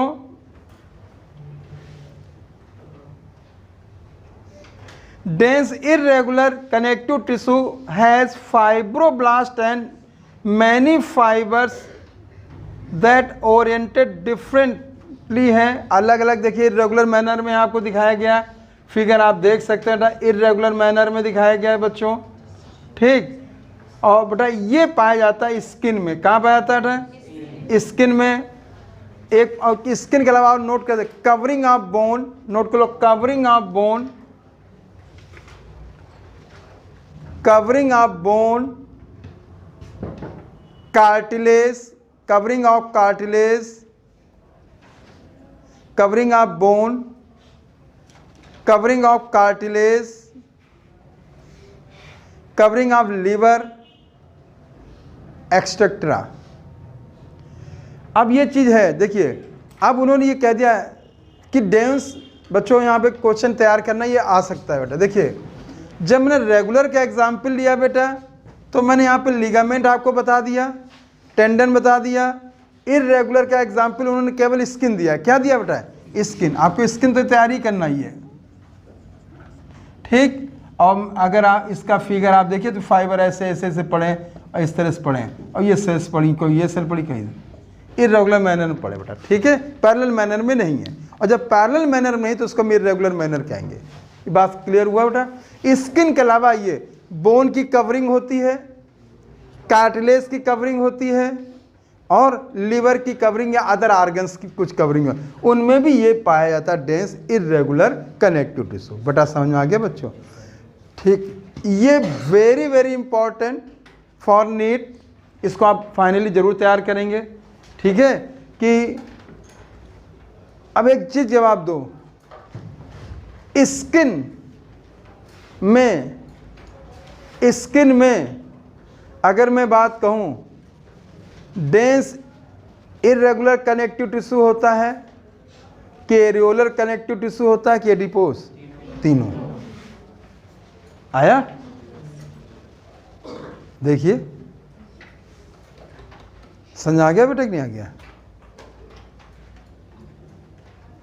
ये बात समझे बेटा? ये चीज आपको ध्यान देनी,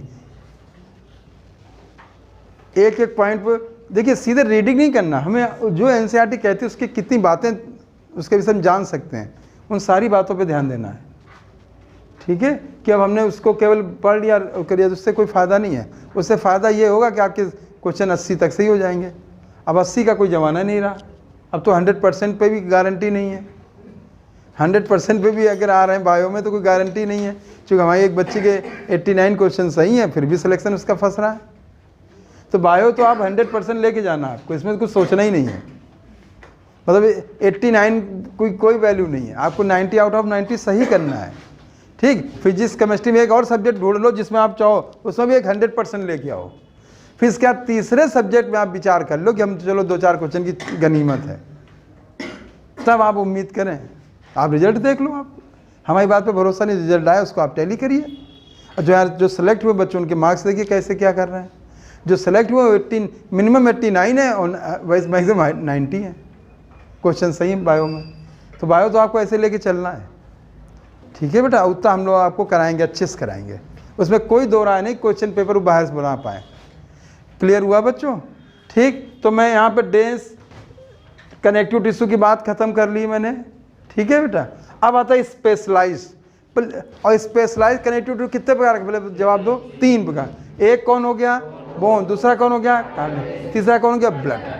ठीक है बेटा, हम यहाँ पे बेटा यहाँ पे बेसिक बताएंगे, हमें आपको बोन भी डिटेल में पढ़ाना है, कार्टिलेज भी पढ़ाना है और ब्लड भी पढ़ाना है, और ये आपको फिजियोलॉजी में बताया भी जाएगा, समझे बेटा।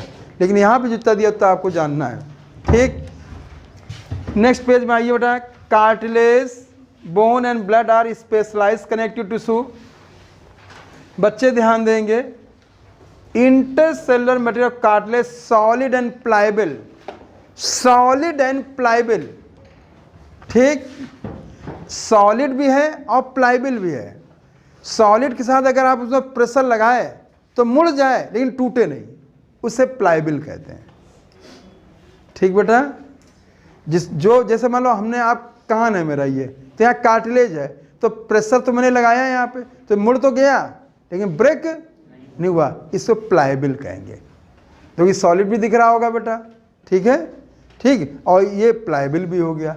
तो आपको पहला पॉइंट याद करना है, जो कार्टिलेज होता है वो सॉलिड एंड प्लायबल होता है। कैसा होता है बेटा, सॉलिड एंड प्लायबल, ये पॉइंट याद रखेंगे बच्चों। ठीक, देखिए, रजिस्ट कॉम्प्रेशन, रजिस्ट किसको करता है, कंप्रेशन। सेल्स ऑफ बेटे कॉन्ड्रोसाइट, कौन है बेटा, कॉन्ड्रोसाइट। बच्चों ध्यान देना, यहाँ पे अगर आप एक फिगर देखो बेटा, मैं इसको हटा रहा हूँ, एनसीईआरटी में जो फिगर दिया गया है मैं इसको हटा दूँ बेटा, ठीक है, उस फिगर पे गौर करेंगे तो आप देखिएगा उन्होंने दिखाया है कॉन्ड्रोसाइट दिखाया है बेटा। एक बात बच्चों ध्यान देना, ये देखिएगा, जो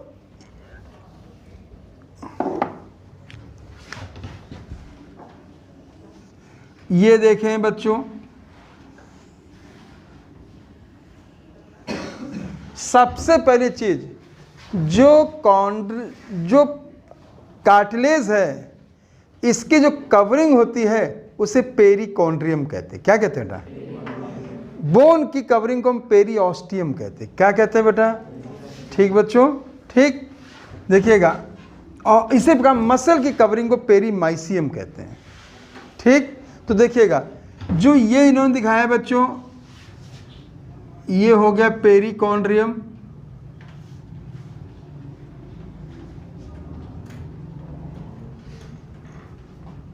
कॉन्ड्रियम हुआ, ठीक, पेरिकॉन्ड्रियम हुआ बेटा। और इसमें देखिएगा कुछ जो मैट्रिक्स है इसे कॉन्ड्रिन कहते हैं।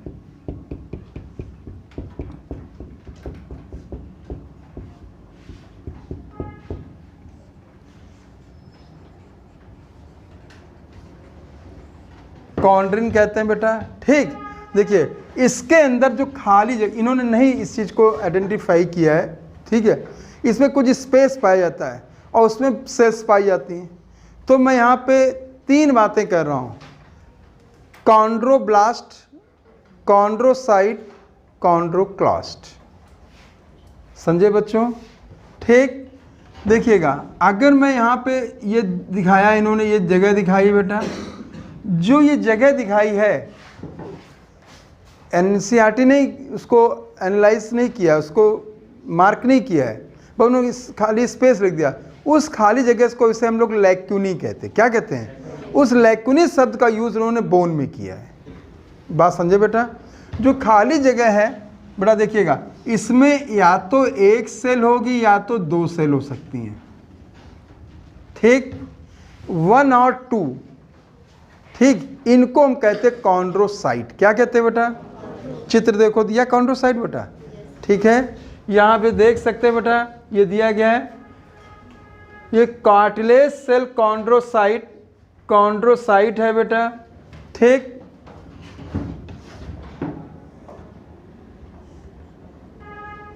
कॉन्ड्रोसाइट,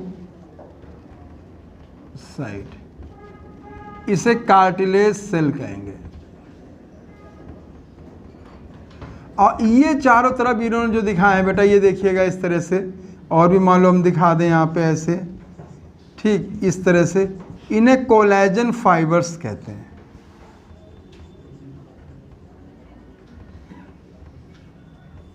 इनको क्या कहते हैं बेटा, कोलेजन फाइबर्स कहते हैं। ठीक, एक बात ध्यान देना, chondroblast is a non dividing dividing cells. Chondroblast कैसी होती है? आप इसको 3 रूप में आप देखेंगे बच्चों। कॉन्ड्रोब्लास्ट,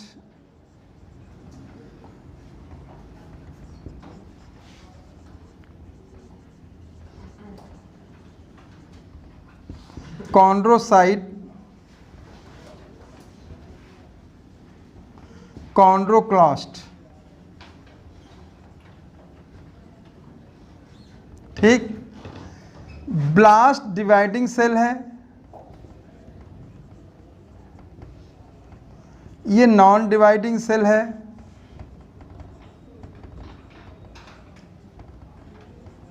ये सेल ईटिंग सेल है, मतलब फैगोसाइटेज।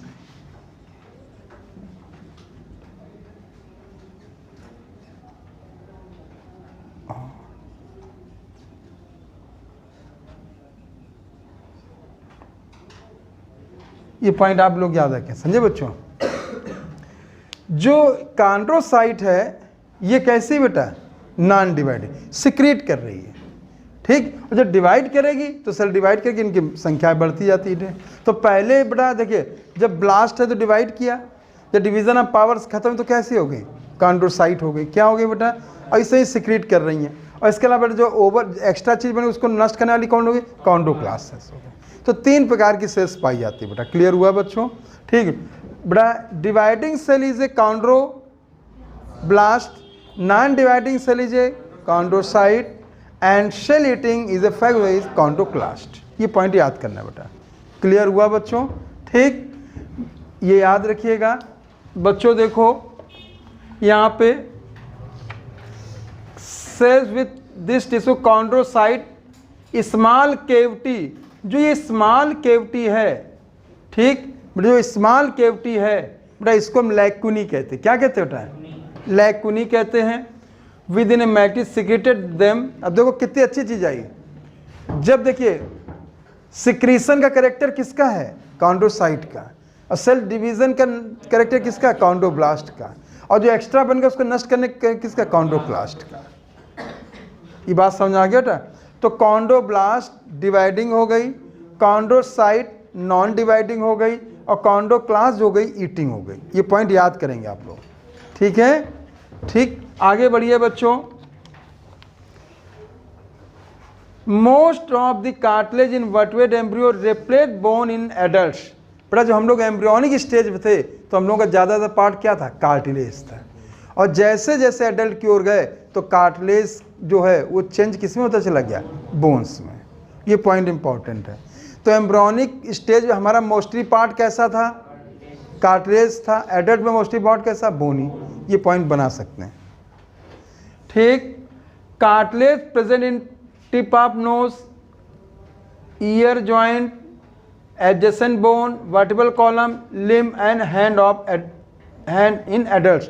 यहाँ पे एक पॉइंट नोट करो बेटा, जो कार्टिलेज हैं वो 3 प्रकार के हैं बच्चों।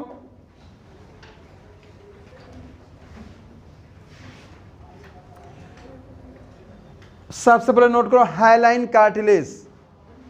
हाइलाइन कार्टिलेज अभी ऐसे नहीं काम चले कि उन्होंने बस नाम एग्जाम्पल पढ़ लिया, आपको ये पूरे याद करने हैं। हम जैसे नोट किया इसको याद करेंगे। इसका जवाब है हाइलाइन कार्टिलेज। ये ट्रांसपेरेंट होता है। कैसा होता है बेटा? ट्रांसपेरेंट होता है। हाइलाइन कार्टिलेज ट्रांसपेरेंट होता है। मोस्ट एबंडेंट है। हमारी बॉडी में सबसे ज़्यादा कौन सा कार्टिलेज है? Hyaline cartilage. ये नोट करेंगे एग्जाम्पल, नेजल सेप्टम में पाया जाता है।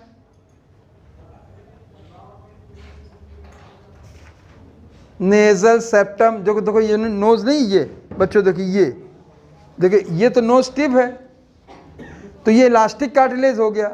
और इसके अंदर जो ये अंदर का पोर्शन जो नो है ये हाइलाइन कार्टिलेज हो गया। तो अच्छी से सीखिए, nasal septum is a hyaline cartilage, nose tip is a elastic cartilage. Clear हुआ बेटा? ठीक, दोनों में याद है। तो नेजल सेप्टम यहाँ नोट करेंगे। दूसरा देखिए, सी शेप्ड, हम आपको जब फिजियोलॉजी पढ़ाएंगे, सी शेप्ड रिंग्स होती हैं, इनकम्प्लीट रिंग्स होती हैं, ठीक, वो ट्रैकिया में पाई जाती हैं, वो भी हाइलाइन कार्टिलेज की बनी होती हैं। दोनों नोट करिए। ये इस जगह आपको जो ये पढ़ना तो ये चीज़ पढ़ें जो मैं नोट करा रहा हूँ। दूसरा लिखिए हाइलाइन है, दूसरा नोट करेंगे बेटा सेप्टम नोज, दूसरा लैरिंग्स सी शेप, लैरिंग्स और C shape rings in a trachea, C shape rings in a trachea. आप देखिए बच्चों, देखो आप यहाँ देखो, जो आपकी जो ये ट्रैकिया है और ट्रैकिया में देखो रिंग नजर आ रही है, आप देखिए आ रही, तो जो सी शेप जो रिंग्स हैं बेटा ये हाइलाइन कार्टिलेज के। तो तीन चीज़ें आपको एग्जाम्पल बहुत हैं, एक नेजल सेप्टम हो गया, हाइलाइन कार्टिलेज हो गया, दूसरा वॉइस बॉक्स लैरिंग्स आपका हाइलाइन कार्टिलेज हो गया, और तीसरा आपका जो सी शेप ट्रैकिया के ऊपर रिंग्स पाई जाती हैं वो भी हाइलाइन कार्टिलेज हो गया। बात समझ में आ गया बच्चों? तो हाइलाइन कार्टिलेज कहाँ कहाँ हुआ बेटा? नेजल सेप्टम, वॉइस बॉक्स मतलब लैरिंग्स, और विंड पाइप ट्रैकिया। ट्रैकिया को विंड पाइप भी कहते हैं, उस पर जो पाई जाती इनकम्प्लीट रिंग्स वो भी हाइलाइन कार्टिलेज की। ये पॉइंट याद करेंगे, ठीक। अब देखो कितना बढ़िया क्वेश्चन बन सकता है। देखो नोज टिप में कौन सा? इलास्टिक, और नेजल सेप्टम में कौन सा? हाइलाइन। बेटा समझा क्या बेटा? ठीक। दूसरा नोट करो, elastic cartilage, elastic cartilage, elastic cartilage, जो इलास्टिक कार्टिलेज होता है ये टिप ऑफ नोज या नोज टिप, ईयर पिन्ना। आप देखो आपका पिन्ना जो है, पिन्ना शैतानी करते हो, छोटे पे खूब कान मोड़ा गया लेकिन अभी तक मुड़ा ही नहीं, वो फिर वैसे हो जाता है। आप शैतानी नहीं छोड़ते हो, कान मोड़ना नहीं छोड़ता है, वो भी वैसे ही हो जाता है, सीधा हो जाता है। बोलो है कि नहीं?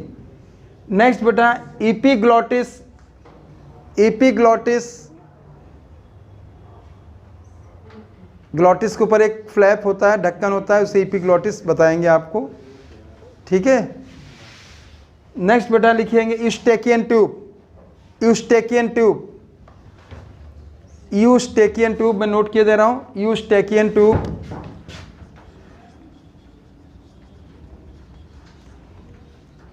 Eustachian tube, Eustachian tube. ये आपको बताएंगे हम जब मिडिल ईयर से, और ये जो होता है आपके फेरिंग्स रीजन पे जुड़ा होता है। बात समझ है? क्लियर बच्चों? ठीक। Eustachian tube. अब बताइए, पहला आपको मैंने हाइलाइन कार्टिलेज बताया, कहाँ हुआ? नेजल सेप्टम में हुआ, वॉइस बॉक्स मतलब लैरिंग्स में हुआ, और विंड पाइप के इनकम्प्लीट रिंग्स में। ठीक। अगला इलास्टिक कार्टिलेज है, ये याद करना आपको। इलास्टिक कार्टिलेज आपका नोज टिप पे हो गया, पिन्ना में हो गया, एपिग्लॉटिस में हो गया, यूस्टेकियन ट्यूब में हो गया। बड़ा समझा गया बेटा? यही आएगा, आप चिंता ना करो। अगर क्वेश्चन अगर यहाँ बनाए तो यही आएगा, इसके अलावा नहीं आएगा। आपको और ज़्यादा आप पढ़ भी नहीं रहो, पूरा एनसीईआरटी तो पढ़ रहे हो बेटा। एनसीईआरटी में खोद के तैयार कर रहे हैं हम लोग। जो भी अगर हमने लास्ट नोट किया तो एनसीईआरटी से ढूंढ लिया, बाकी तो मैंने नहीं कुछ और चर्चा किया आपसे, ठीक है। तो ये आपको पूरा तैयार करना है, और जैसे चल रहा है इसी प्रकार से एक एक चीज़ आपको स्टेप बाय स्टेप पढ़ते चले जाना। समझे बच्चों? ठीक बच्चों, आगे देखिएगा, एक नोट करो अपना, फाइब्रस कार्टिलेज, फाइब्रस कार्टिलेज, इसे स्ट्रॉन्गेस्ट कार्टिलेज भी कहते हैं, स्ट्रॉन्गेस्ट कार्टिलेज।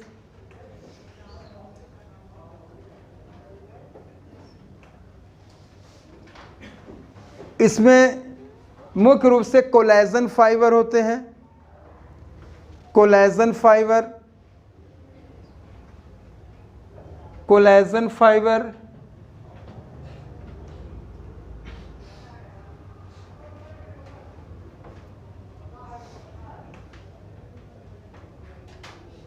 ये पाई जाती है pubic symphysis of pelvic girdle, pubic PUBIC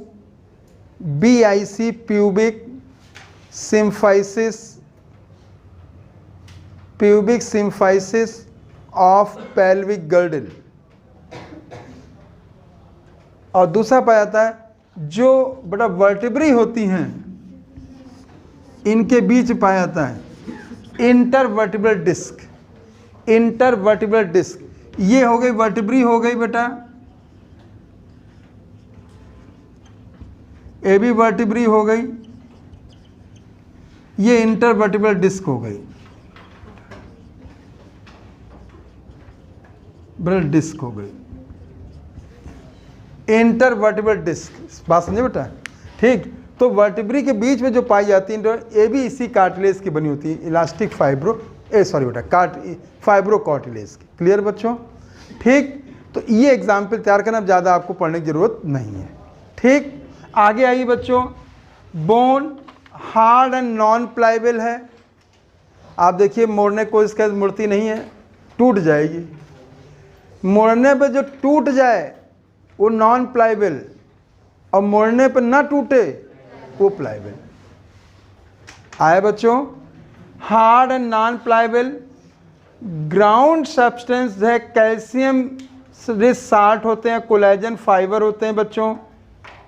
ठीक, अब यहाँ पे नोट करेंगे बच्चों, जो इसका मैट्रिक्स है नोट करो बेटा। बोन के मैट्रिक्स में ऑर्गेनिक एंड इनऑर्गेनिक सब्सटेंस होते हैं, नोट करिए। Bone matrix contain 30 to 40% organic,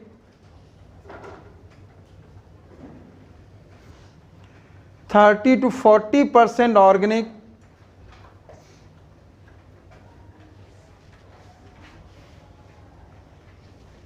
अब ऑर्गेनिक में लाइक फाइबर्स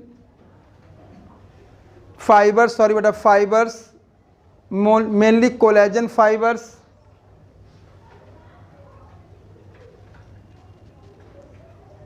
म्यूकोपॉलीसैकेराइड,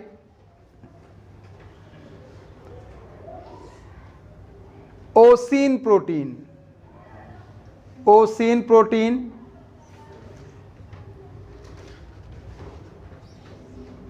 बड़ा फाइबर्स हो गए, नोट किया। फाइबर्स के बाद आपने लिखा होगा म्यूकोपॉलीसैकेराइड हो गया, फिर आपने नोट किया होगा ओसिन प्रोटीन। ठीक, इनके अलावा सेल्स में होती हैं osteoblast and osteocyte.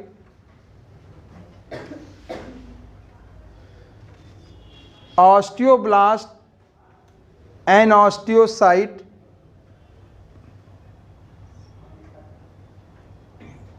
And osteoclast.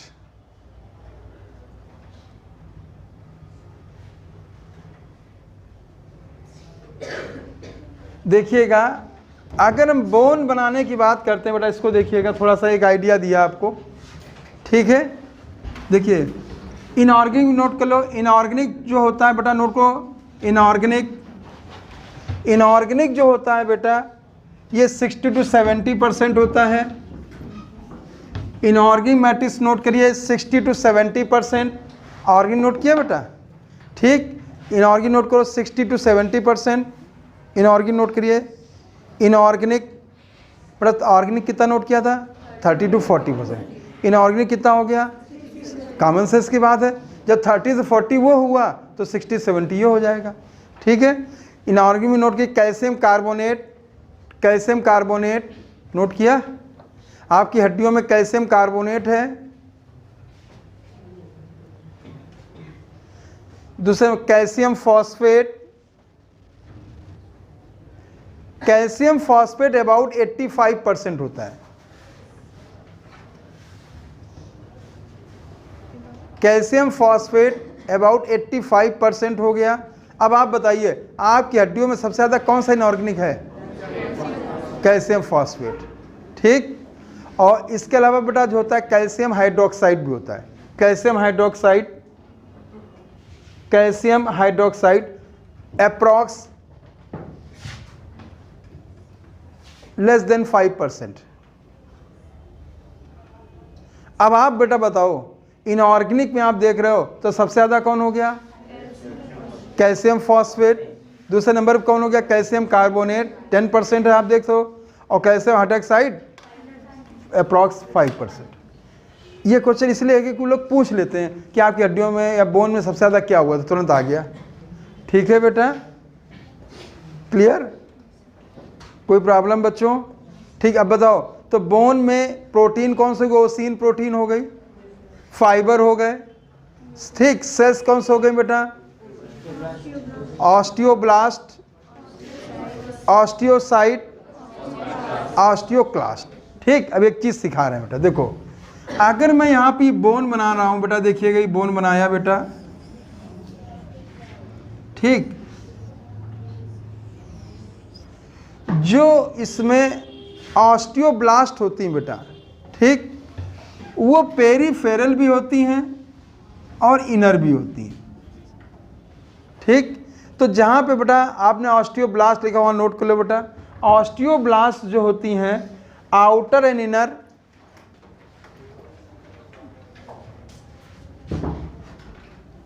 ये आउटर हो गया, आउटर पार्ट, और ये इनर पार्ट।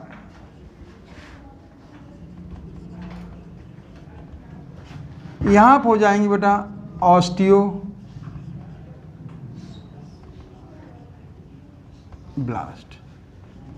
ऑस्टियोब्लास्ट, समझे बेटा? आउटर इनर पे क्या हो गए, ऑस्टियोब्लास्ट। ठीक, अच्छा देखिए, अगर आप, चूंकि एनसीईआरटी ने थोड़ा सा फिगर लिया इसमें, अगर मान लो ये पोर्शन लिया गया और इसका ये पोर्शन हम दिखाने की कोशिश करते हैं बेटा, तो ये देखिए खाली जगह दिख रही हैं, यहाँ पे एक ही एक सेल पाई जाती है, इसे लैक्यूनी कहते हैं। क्या कहते हैं? लैक्यूनी कहते हैं, लैक्यूनी कहते हैं। बहुत ध्यान दो, कार्टिलेज में जो कॉन्ड्रोसाइट थी, एक खाली है, लैक्यूनी में एक से दो हो सकती थी, लेकिन ये केवल एक ही होगी, और इसे हम कहते हैं कॉन्ड्रोसाइट।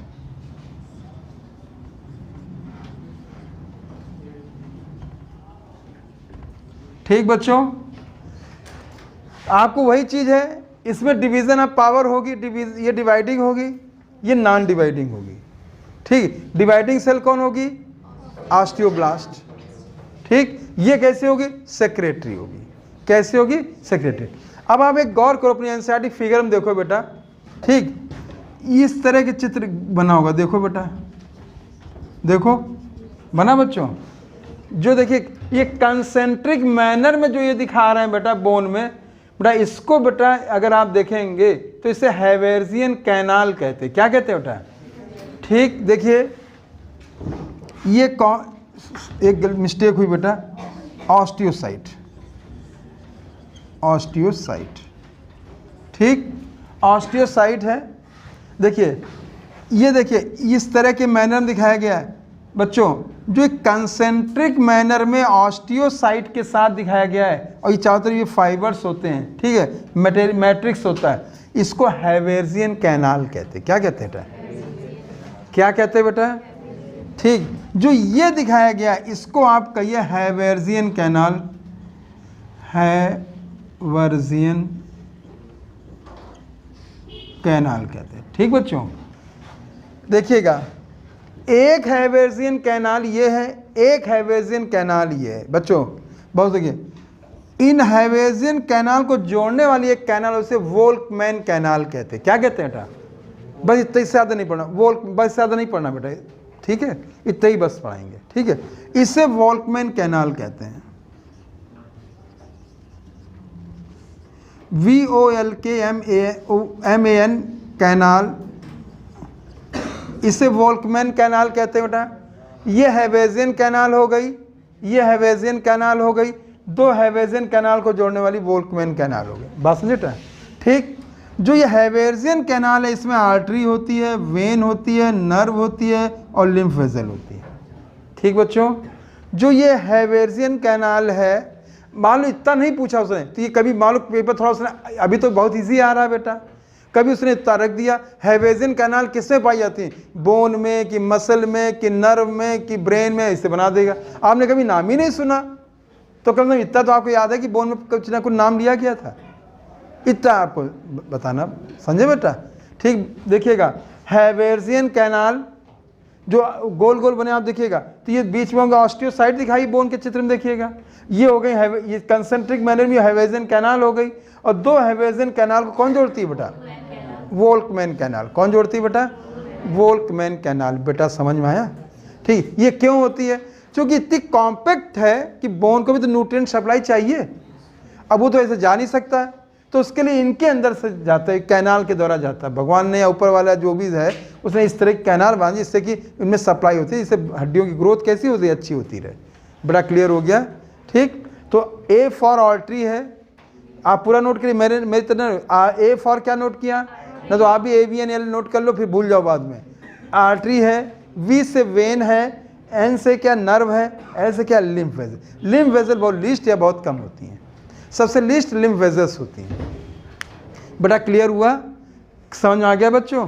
ठीक, तुरंत देखिए, bone osteocyte present special card lacunae, limb bones such as long bone of legs,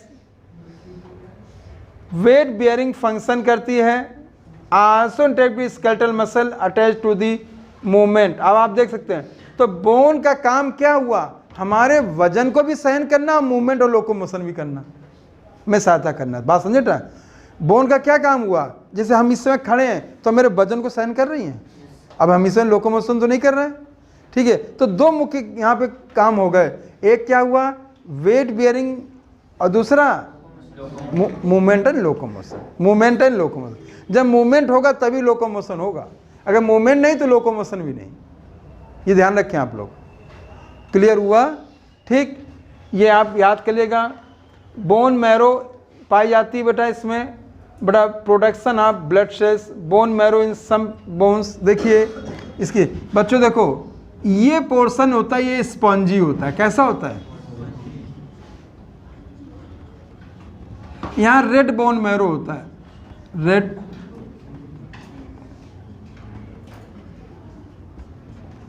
ठीक, ये AB स्पंजी हो गया,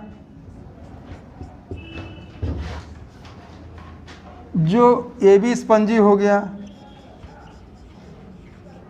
स्पंजी, रेड बोन मैरो। यहाँ मुख्य रूप से RBC और WBC का फॉर्मेशन होता है। नोट कर लो बेटा, RBC और WBC, समझे? तो जो हम लोगों में एडल्ट स्टेज में जो RBC WBC का फॉर्मेशन होता है वो बोन के किनारों से होता है। कहाँ से होता है बेटा? बोन के टर्मिनल पार्ट्स होता है, इसे नोट करिएगा। बोन के टर्मिनल पार्ट्स होता है, और इस टर्मिनल पार्ट को हम ईपीफाइसिस कहते हैं। क्या कहते हैं? ईपीफाइसिस कहते हैं। बात समझे बेटा? और ये स्पॉन्जी होता है। ठीक, दूसरा जो होता है बेटा, ये कॉम्पैक्ट पार्ट होता है। ये वाला पार्ट कौन सा होता है? Compact part. कॉम्पैक्ट पार्ट होता है, इस रीजन में बोन मैरो पाई जाती है। Bone, yellow bone marrow, yellow bone, ये जो होता है बेटा स्टोरेज का काम करती है। किसका काम करती है? इसको नोट कर लो बेटा। जो बीच सेंटर दिखाया गया कॉम्पैक्ट पार्ट, ठीक है, येलो बोन मैरो है, येलो बोन मैरो है।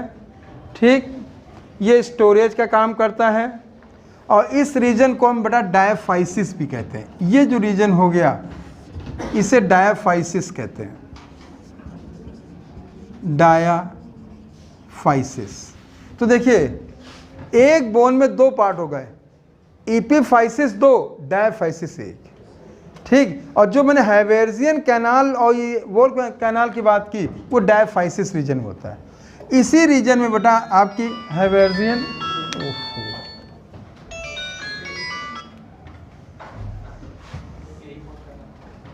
नहीं हमारे घर से। हेलो, हाँ, अच्छा अच्छा, हाँ